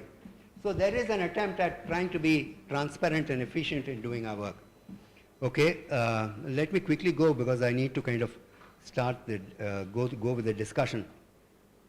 The third slide is the ODK. This is to collect information. You have a survey form. The survey form can be loaded. You can get a QR code. You can upload it on your, you can point your cell phone. The form will come to you. And you can extensively kind of use the mobile devices to collect data real time and put it up. It's a stable and mature technology. It's been going on for a very, very long time. It's open source, completely open source code based, so nobody owns it. It's completely open source. You can develop it. A new version has come up. The only thing about the mobile app is the mobile app is only to collect data. You cannot read and you cannot do anything else with that data. The mobile application is only one-way communication from the device, from the field, onto the portal. From the portal, you can't bring it down. You have to go through another web interface to do this. So it's a one-way communication. It only works on Android. It won't work on iPhones. Yeah. Yeah. When do you want me to finish? Now. Okay. Okay. Let me go through. This is the most challenging part. IT infrastructure, the platform itself, how we are going to do this. We see at the top level three main aspects of this platform: an innovation, an uptake, and a transparency for monitoring and evaluation on this project. So challenges for innovation, but let me just go here for each work program. These are the work programs. It will be worthwhile to focus the discussion on each specific work program and see what is it that is required, how can we help, how can we kind of develop this platform to provide the functionality that you people want. Now, work program. So, if you take work program 1, it's supposed to develop a state-of-the-art picture of coffee afforestation in Uganda, a literature survey. So literature surveys will be done. How are you going to kind of collect that literature and put it out for everybody to share? You have any way of doing it? I mean, what do you want to do with it? These are questions that you will. The first one is this, and what is, the document module. We have a document module. Is that sufficient? Have you tried to use it? Do you have bibliographies with you? Do you use your own method to keep references? Have any of you used Mendeley? Any of you use Mendeley, which is a reference management system? Yeah?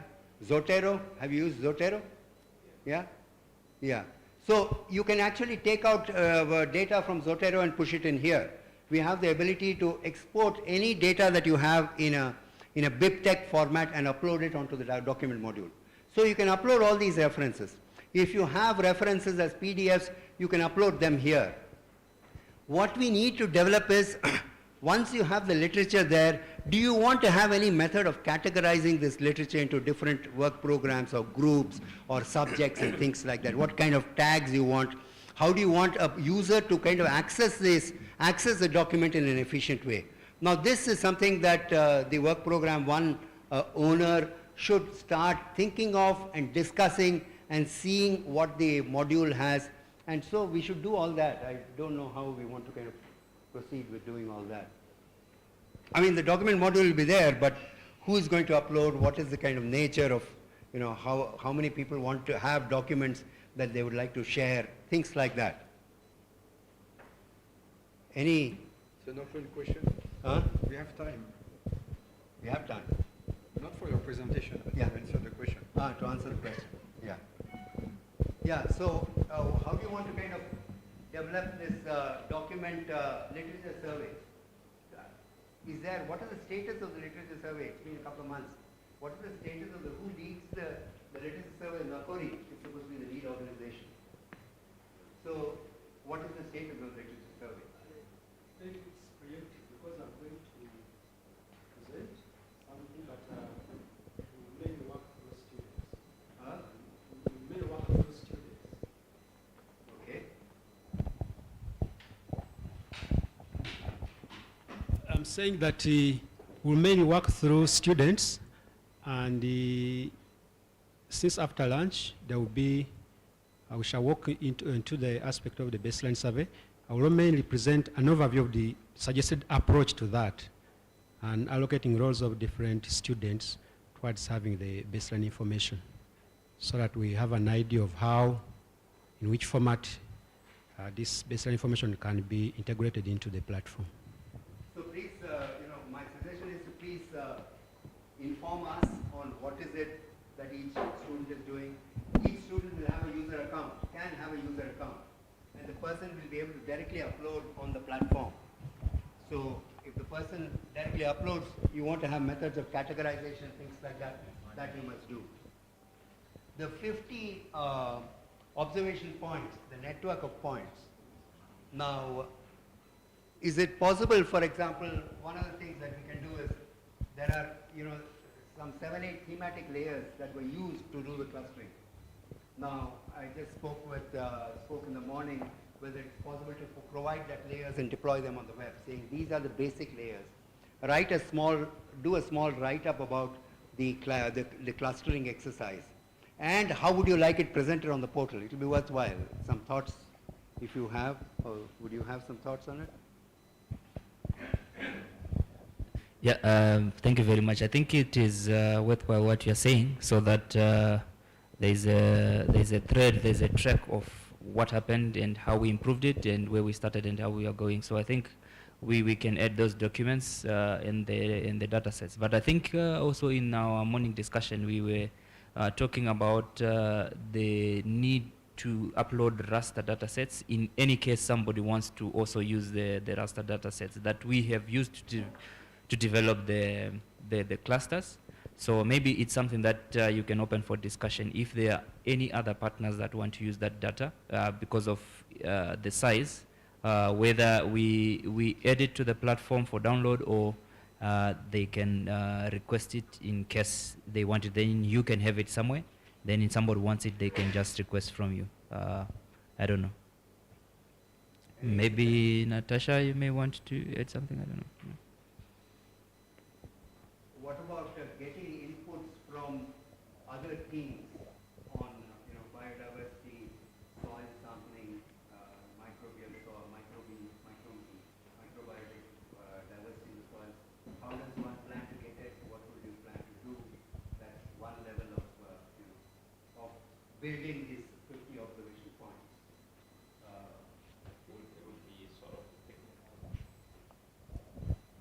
I think at the end of the first session, she suggested that we will have a technical session where we will discuss this and get this new variable. I think this was one of the action points. Am I correct? Yes. We will have a technical session with leaders of other groups. We will see what are the key variables that needed to be integrated in what we have already, and we will get it and create a new cluster that integrate all these variables. I think it's after that now that we can write a comprehensive report that can directly go, because that will be the definitive site. I think this is an action plan that must be immediate because we need to start implementing the project. Thank you. So it will be good to, I would suggest, if you don't mind, I would suggest to use the Google group to distribute these mails because they will be recorded, inputs will come in, they'll all be available for further use rather than individual emails to team members. If you can do that, it will be much more useful to record these things and their inputs. Anything else? No, I think that's it. I think we will upload because we already have a document of the parameters that we've used, and maybe members can already start to add, like you say, suggested other additional as we prepare for the technical meeting that Dr. Henry has talked about. If you already have a document that you've used, a methodology for creating the clusters, what kind of algorithm you use, unsupervised, what type of unsupervised classification that you use, it may be useful to kind of put that in the document module somewhere, or at least put that in the Google Drive for everybody to kind of see and share and use. You can put it, if you have a PDF, document module will take in only PDFs, but if you have a PDF, you should be able to kind of put it in, So please use the infrastructure that's available and leverage it for whatever you want to do. Finally, the 50 site locations, so would you give, if we decide to have 50 site locations that are going to be monitored by many teams over a period of time and different, so what I'm saying is please think about these things. If you want different field level information forms, those mobile forms for collecting field level information from researchers, from farmers and from extension workers or technicians, you please decide these things and we can create a structure for a logical structure so that it will kind of work when people go to the field and collect data. So all the data for one particular location, if you have one particular site location, all the data from that location should be accessible one shot. Everything must be, the history of that site and the monitoring of that site must be available. You can link out, but if you design all this well, unless you design all this well, it's very difficult to make it. Fabrice will know this. Okay, this is a tough one. Entirely dedicated to research activities, work program 2.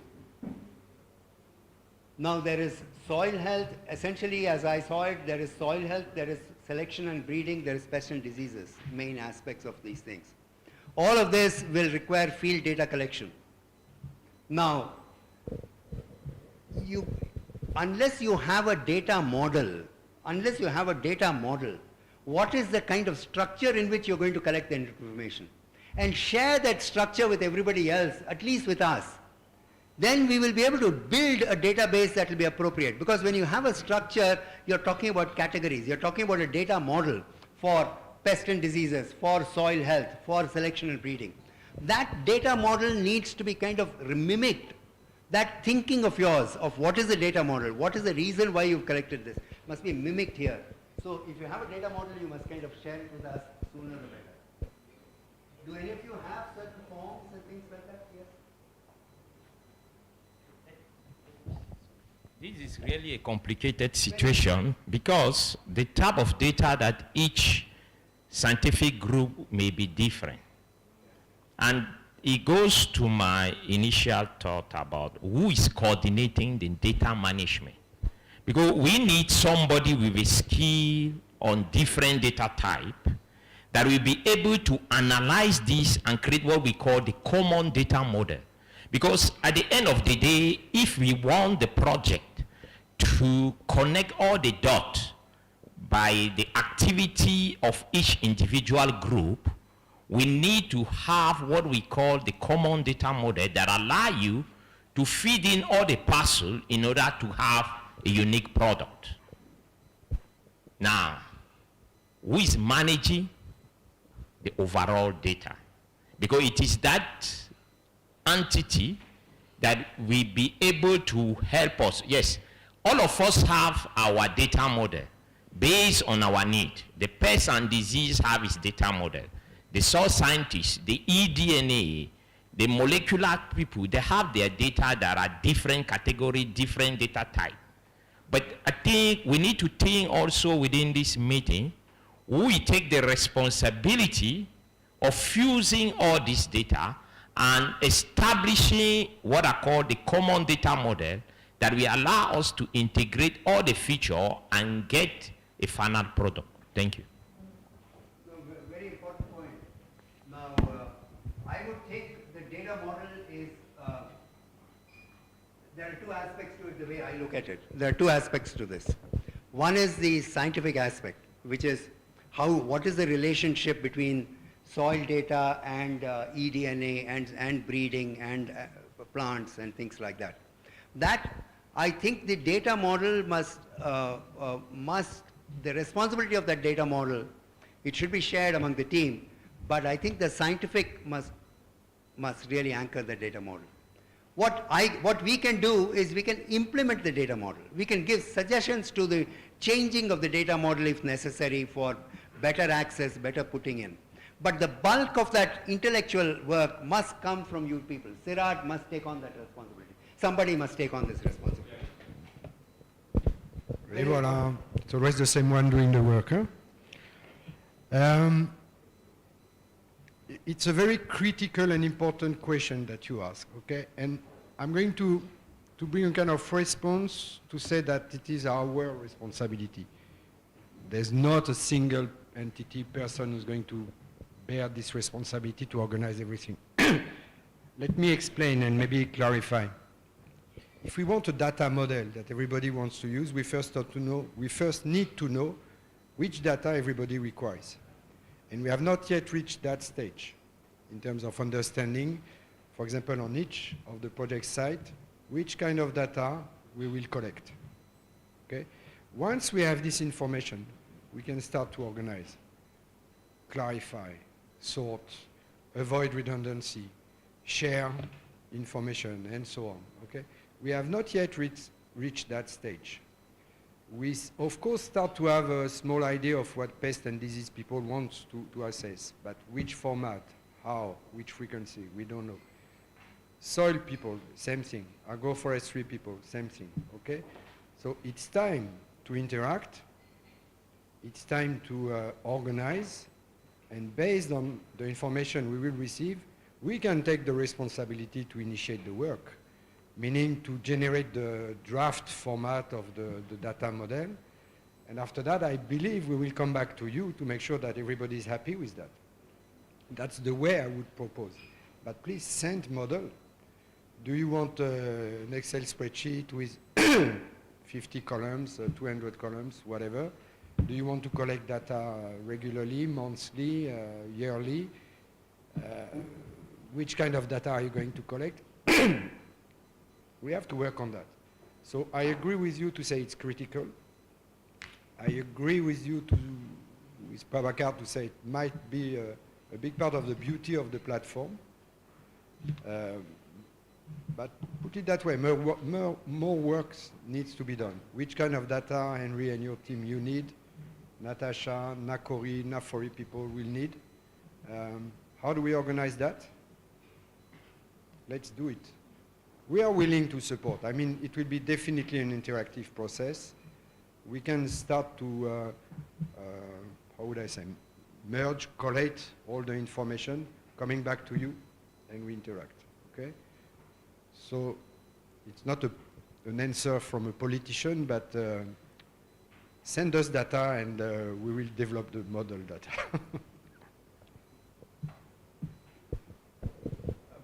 Please use Google Group to start these conversations and see what inputs really come in. ODK platform roles and permissions, it's possible to do this, but you know, who is going to collect the data, on what forms? Is the same soil data going to be collected by multiple people? Integration and presentation is a challenging task. It will keep evolving, which means linking up all the data models into a mega data model, linking them up, providing users access to this data in convenient ways. This is what a person is looking for. And so link it up in those ways. We have one very nice method to organize the data model, which is the observation plots, the network of plots, very critical. So at least from the network of plots, I can click on one particular geographical location and get all the data that's been collected from this geographical location over the 5-year period of time of the project, and all the parameters, all the fields, even if they are not integrated. Okay. So is that kind of clear? Please start, let's start discussing all this. Okay. Work program 3, this is for us, but Rico was just, Rico, you want to kind of go through with this? No, this was at yesterday's discussions that we had on who are the stakeholders, what are their requirements, how are we going to address their requirements, how are we going to measure and adapt. The different stakeholders and groups you said you wanted to kind of look at and get out what they are looking for in the platform and things like that. So there's one interesting aspect of this whole project, because there is a person who is specifically tasked with the end user appreciation, use, appropriateness of the platform. So he will be the person who will keep us in check. Okay, let me, I had to check what's on the screen. But we indeed had yesterday a discussion about the different stakeholder groups who are actually going to use the information that is on the platform, but also the people who want to share information on the platform. And those people are not only the farmers or the people here in the room are also sharing information. So it is kind of, this platform has a kind of multi-purpose, right? And we need to take that into account. And as I said earlier, currently we are thinking about having 4 different stakeholder groups, right? So the first group is the farmers and the cooperatives. And as this project has a focus on youth and women, a special focus, that's also included in this first stakeholder group, right? So the second stakeholder group are the scientists and the people who do research, and they also share information on the platform, but they also use the information on the platform and can change and interact with the platform. So that's a second stakeholder group, right? And then a third stakeholder group are the people who are in charge of regulations, right? The regulatory bodies. So we have the national governments, of course, but at a lower level, there's also regulation. And a lot of people who are involved in trying to govern what's going on, they can also use the information that is on the platform. So we think that's a third stakeholder group. And then the fourth one, and we just discussed it, might be the commercial sector. So people actually working in the commercial sector. So the traders, for instance. What kind of information do they need? So what we like to propose here is that we shift the kind of thinking, right? It's not what we provide on the platform. It's not about what we think that might be useful for the people who use the platform, but let's think from the perspective of the different stakeholder groups, the different users. So what do they need and what are they searching for? And we think that needs research, right? So we need a PhD student who is working on that and who's finding out what people actually need from this platform. Otherwise, it will not be used, right? So we think, currently we're thinking about these 4 stakeholder groups. Yeah, I think that's what I want to share. Yeah, thank you. Okay, work program 4 is very significant and important. It's a second pillar of the project, research, and work program 4. Work program 2 and 4 is the second pillar. How are we going to do this? It's organizing and the dialogue and interaction with coffee farmers. How are we going to do this? Add value, and there is this triple certification method of that we've developed. We'll have to kind of roll it out and see how it adds value. But really, how to involve farmers and establish partnerships and dialogues. This is the question that we need to ask. We need to know what they want, what they will do, what is the value for them. Fine-tune and adapt the triple certification that's already been developed. We have to see the appropriateness of this, roll it out among farmer groups, among cooperatives, and see, and how to aid and deliver extension work. I've already got a document. There will be extension workers all over the place. I've already got a couple of documents and a couple of slides that Tony shared with me on extension workers documentation, education documentation. How do we want to do this? Do we want to have it real time, etc., etc. will have to be kind of worked out. We are prepared to, we should, I think, Tony, I think we should leverage the platform for doing extension as well. And, how do you want to kind of do this? We'll have to work it out. See, you have people in the field, right? And you sent me those documents on, yeah. Do you have any points to make on it? And would you like to add something to it? Yeah.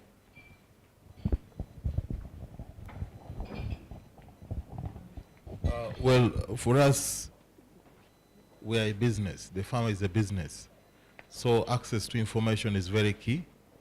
And I think the platform gives us the opportunity to access the latest information that can be used by our extension teams to train farmers. So it's very, very useful for us as a training tool. So we'd like to kind of build interfaces to make it appropriate for their use. Yeah, definitely, yes. Okay.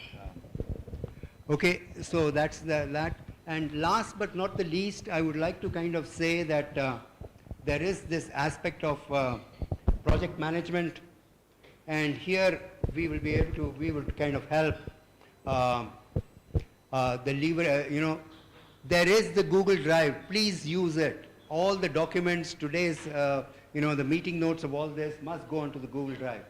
Real-time reporting activities, if somebody goes and does a training program, it'll be good to report it.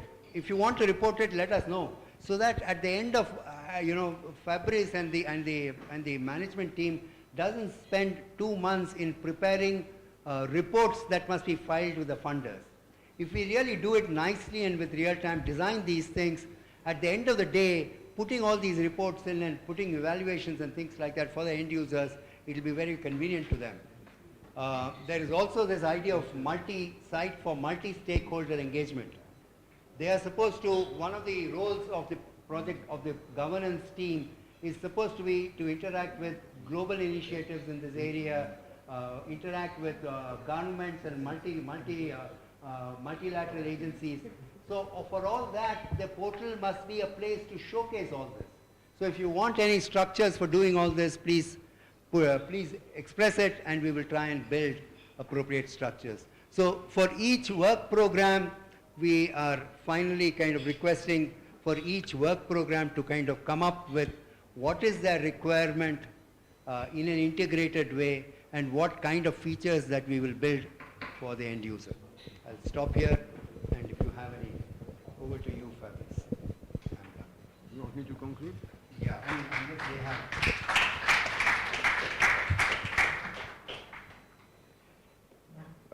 Thank you, Pavaka, for this presentation. I'm going to convey a very simple message.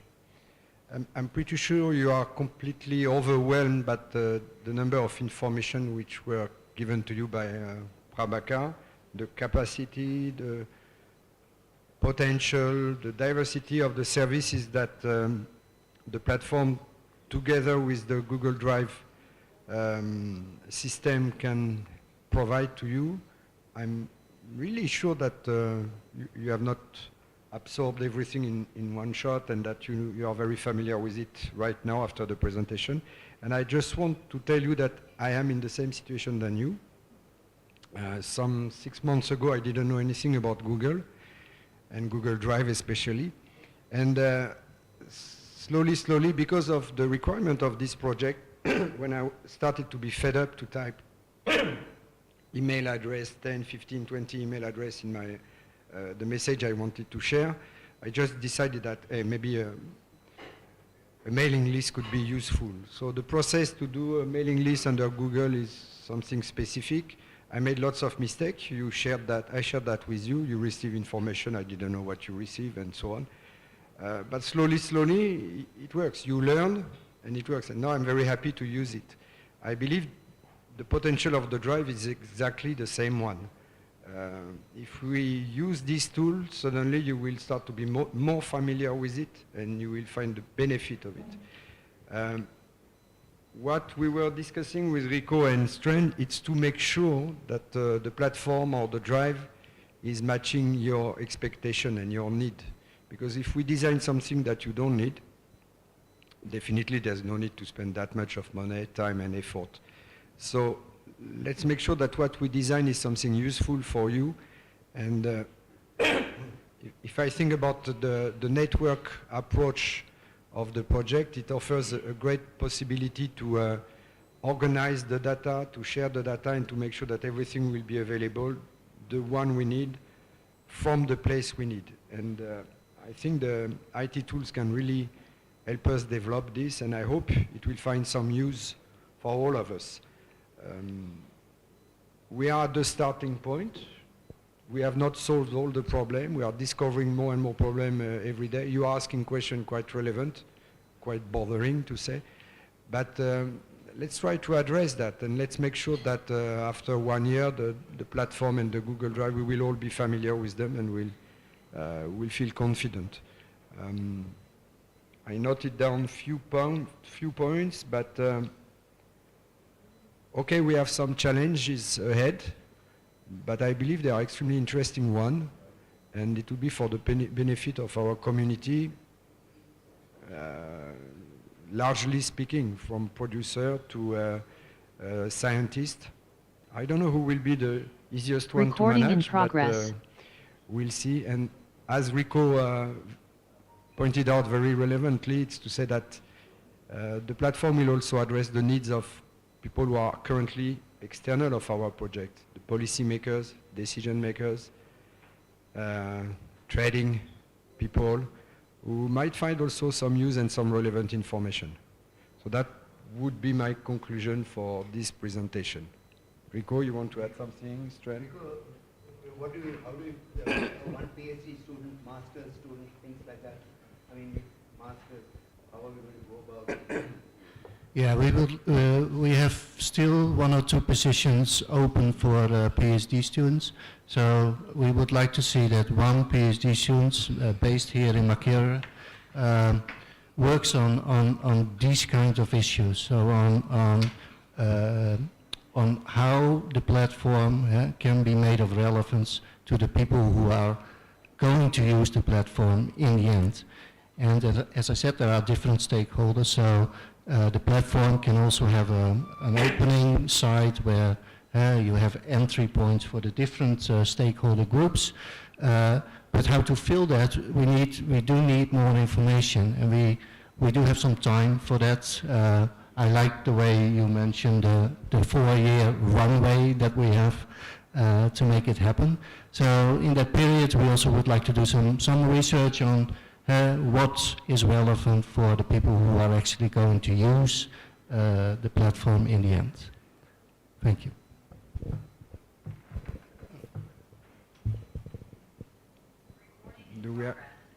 Do we have time? Maybe we have 5-10 minutes for some questions.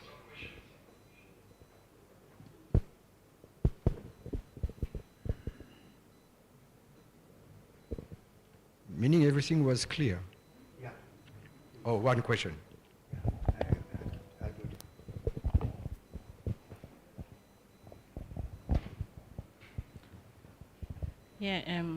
Yeah, I take the opportunity to thank all the presenters for the information they've shared with us. Yeah, my concern on my inquiry on this platform is, or maybe Mr. Mugoya can help us, but what is the probability that farmers will be able to use this platform? Because, I mean, is this the, because from the discussions we've had, we are targeting farmers as a major stakeholder in this project, but based on the nature of our local farmers, I mean, people who produce coffee, most of them, you know, are very smallholder, minimal access to internet, minimal access to, you know, some of these modern platforms. So I'm just wondering, is this the best way to communicate with the farmers, or what are the chances that really our local farmers are going to access the information? I have not, yeah, I think Tony is the right, yeah. The intent is there. I mean, we are all in this group, none of us are, I don't know if any of us are farmers. Most of us are not farmers, so we really don't know, but our intent is, we have no idea of what farmers' minds works. The intent is definitely to reach to farmers. I don't know how. But yeah, thank you. These farmers, they are in groups, cooperatives, and the cooperative provides services to farmers. So currently, a cooperative has a profile of its members, or each member's profile. And initially, everything was paper-based, but with time, we developed applications that help to digitize this information. So at the cooperative level, we have the farmer's profile, and then also the farmer's transaction history. And this information, of course, is only accessible to people in that cooperative who are authorized to do that. So the farmer gives prior informed consent for his data to be digitized. And for us, it's a business management tool and also a training tool.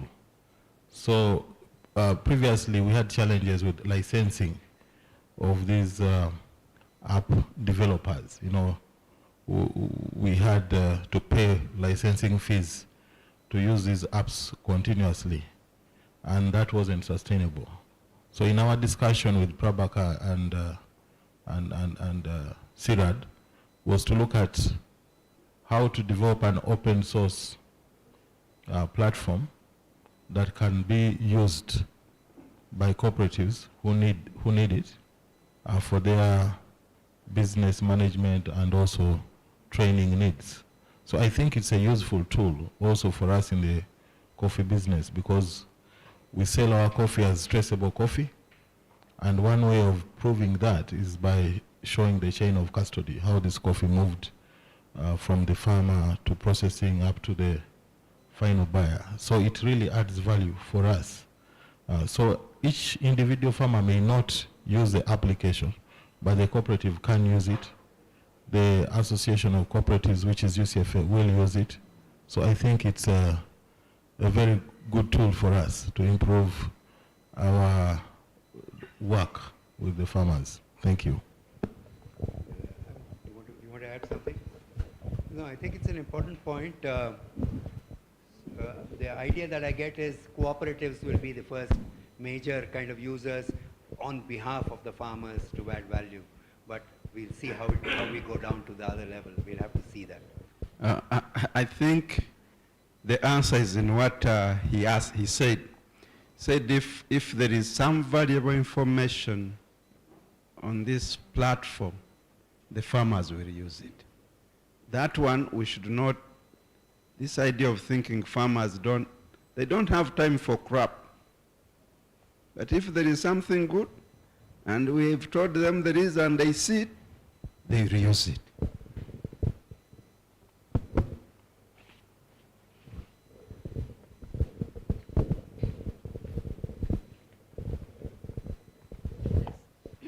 Also a technical question, because I've heard there are so many projects sometimes here providing good information to local farmers, but as she said, all these farmers, I'm sure they are located in some areas where there is not a super good internet coverage, and also they cannot afford to buy super, expensive data bundles. So I would like to know if some information will be accessible offline for these farmers, because it's very important for them if you want them to use it and benefit it completely and fully.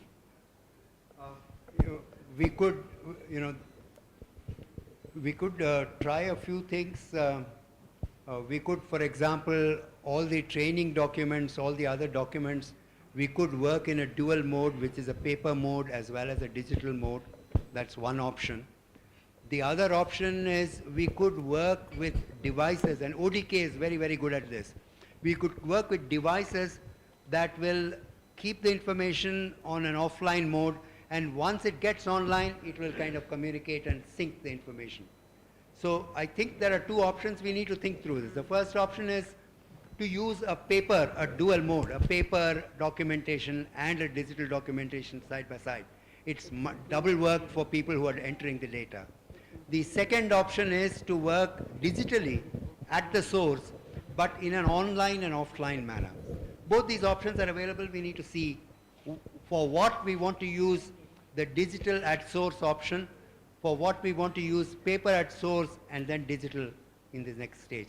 We need to, all of us need to be aware and think of these things through, is what I feel.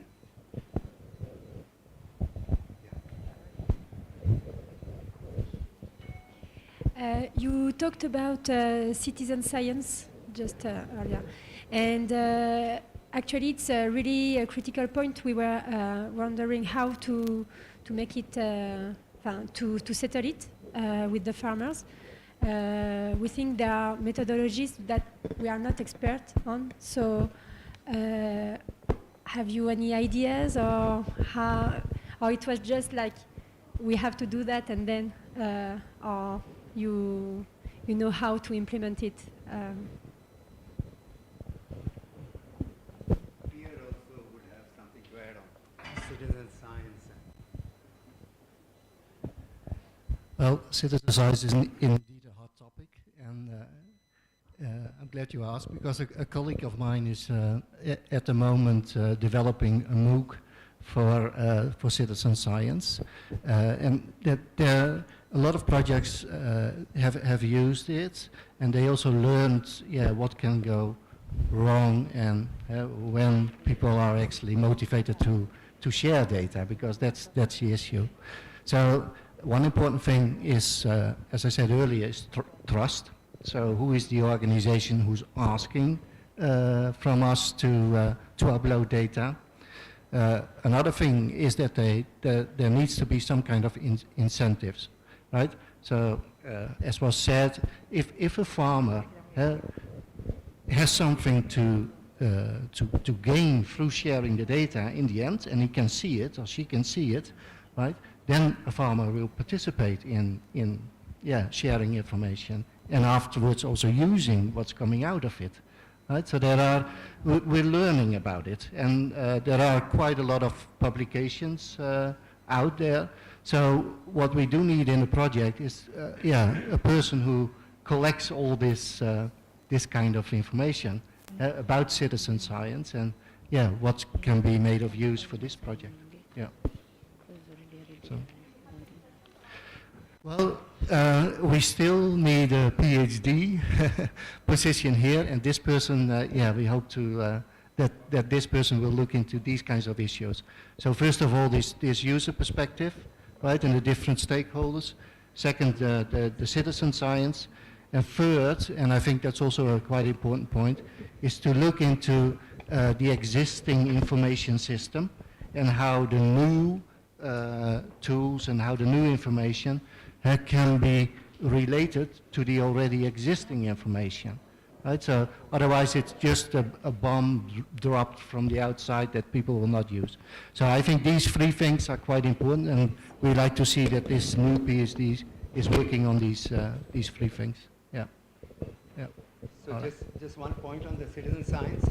We've been actually running this portal called Victrop. This is actually a citizen. There's a large amount of information contributed by citizens. So we have some idea on how these citizen science initiatives work. We've done quite some work in the biodiversity realm. In the coffee realm, it's going to be very, very different. For example, these are observations that this is the whole set of observations that people have uploaded. Anybody can upload. But this is in the realm of biodiversity. In the coffee, we don't know, but there are some rules of citizen science that we have kind of built platforms for. This is a biodiversity platform that we use for citizen science, butterfly data collection and things like that. We've been working in this area for over 10 years. This is our core bread and butter, of citizen science engagement. Yeah. So, last question, anybody? Lunch is available. This is for tropical weeds, farming weeds. People upload weeds in agricultural farms, and they put it, and it's aggregated with location, with date, and things like that, with expertise on how to handle this weed, what kind of crop, how to, this is done by a CIRAT team. Pierre knows about this, and Pierre has been working on this. Yeah. Last question, I guess.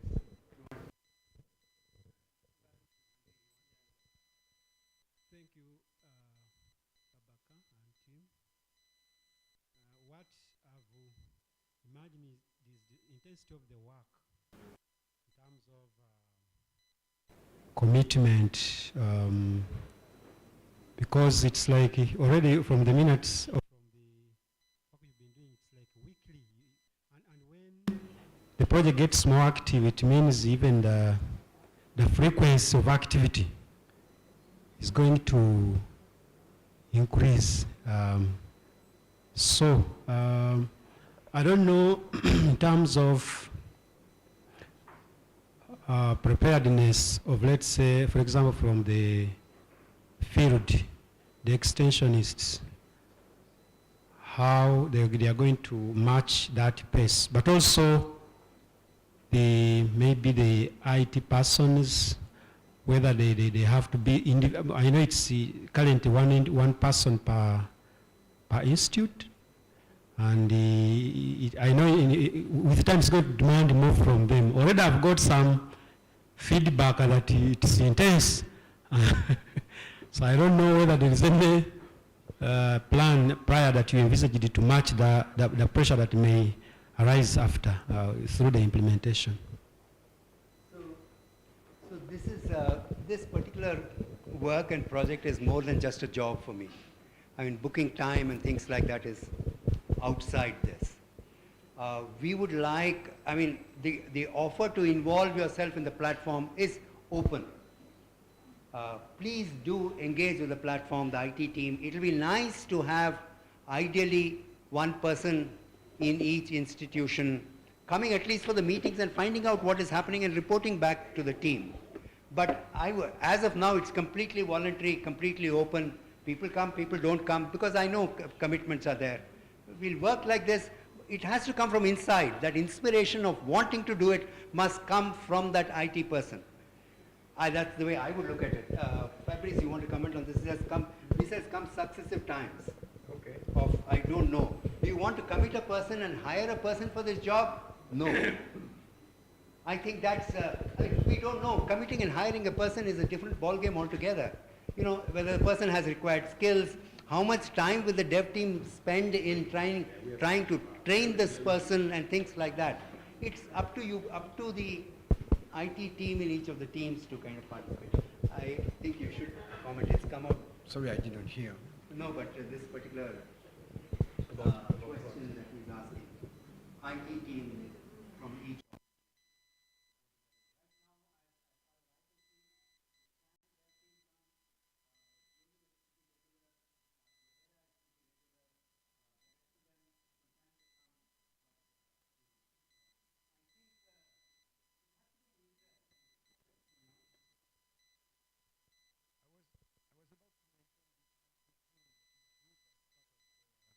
Exit strategy.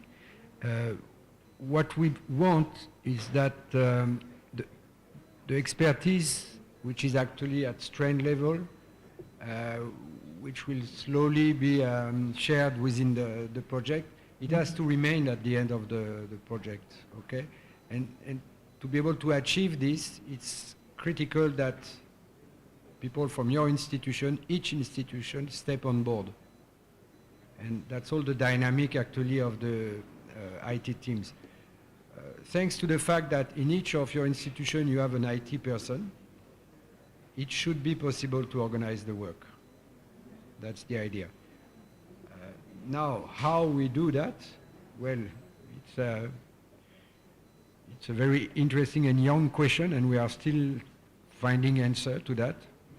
Prabhakar is organizing a regular weekly meeting to discuss the problems, to find solutions. I think it's a good way to do that.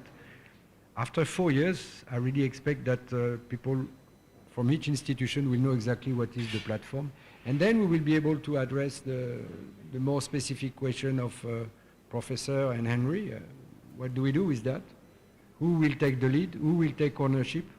If you believe that the platform is a fantastic tool or is a relevant tool for you to develop your activity, it will be easy for you to make it yours. If you think it's useless, I think it is time for us to close the morning sessions. We've all been given authorization to go for food. Please don't look at the timing, which is written on the coupon. It's already 1 o'clock. We are more or less in time, good schedule. Let's give ourselves 1 hour, and we meet again here at 2 o'clock. Okay? I wish you a bon appétit, and see you in 1 hour time. Recording stopped.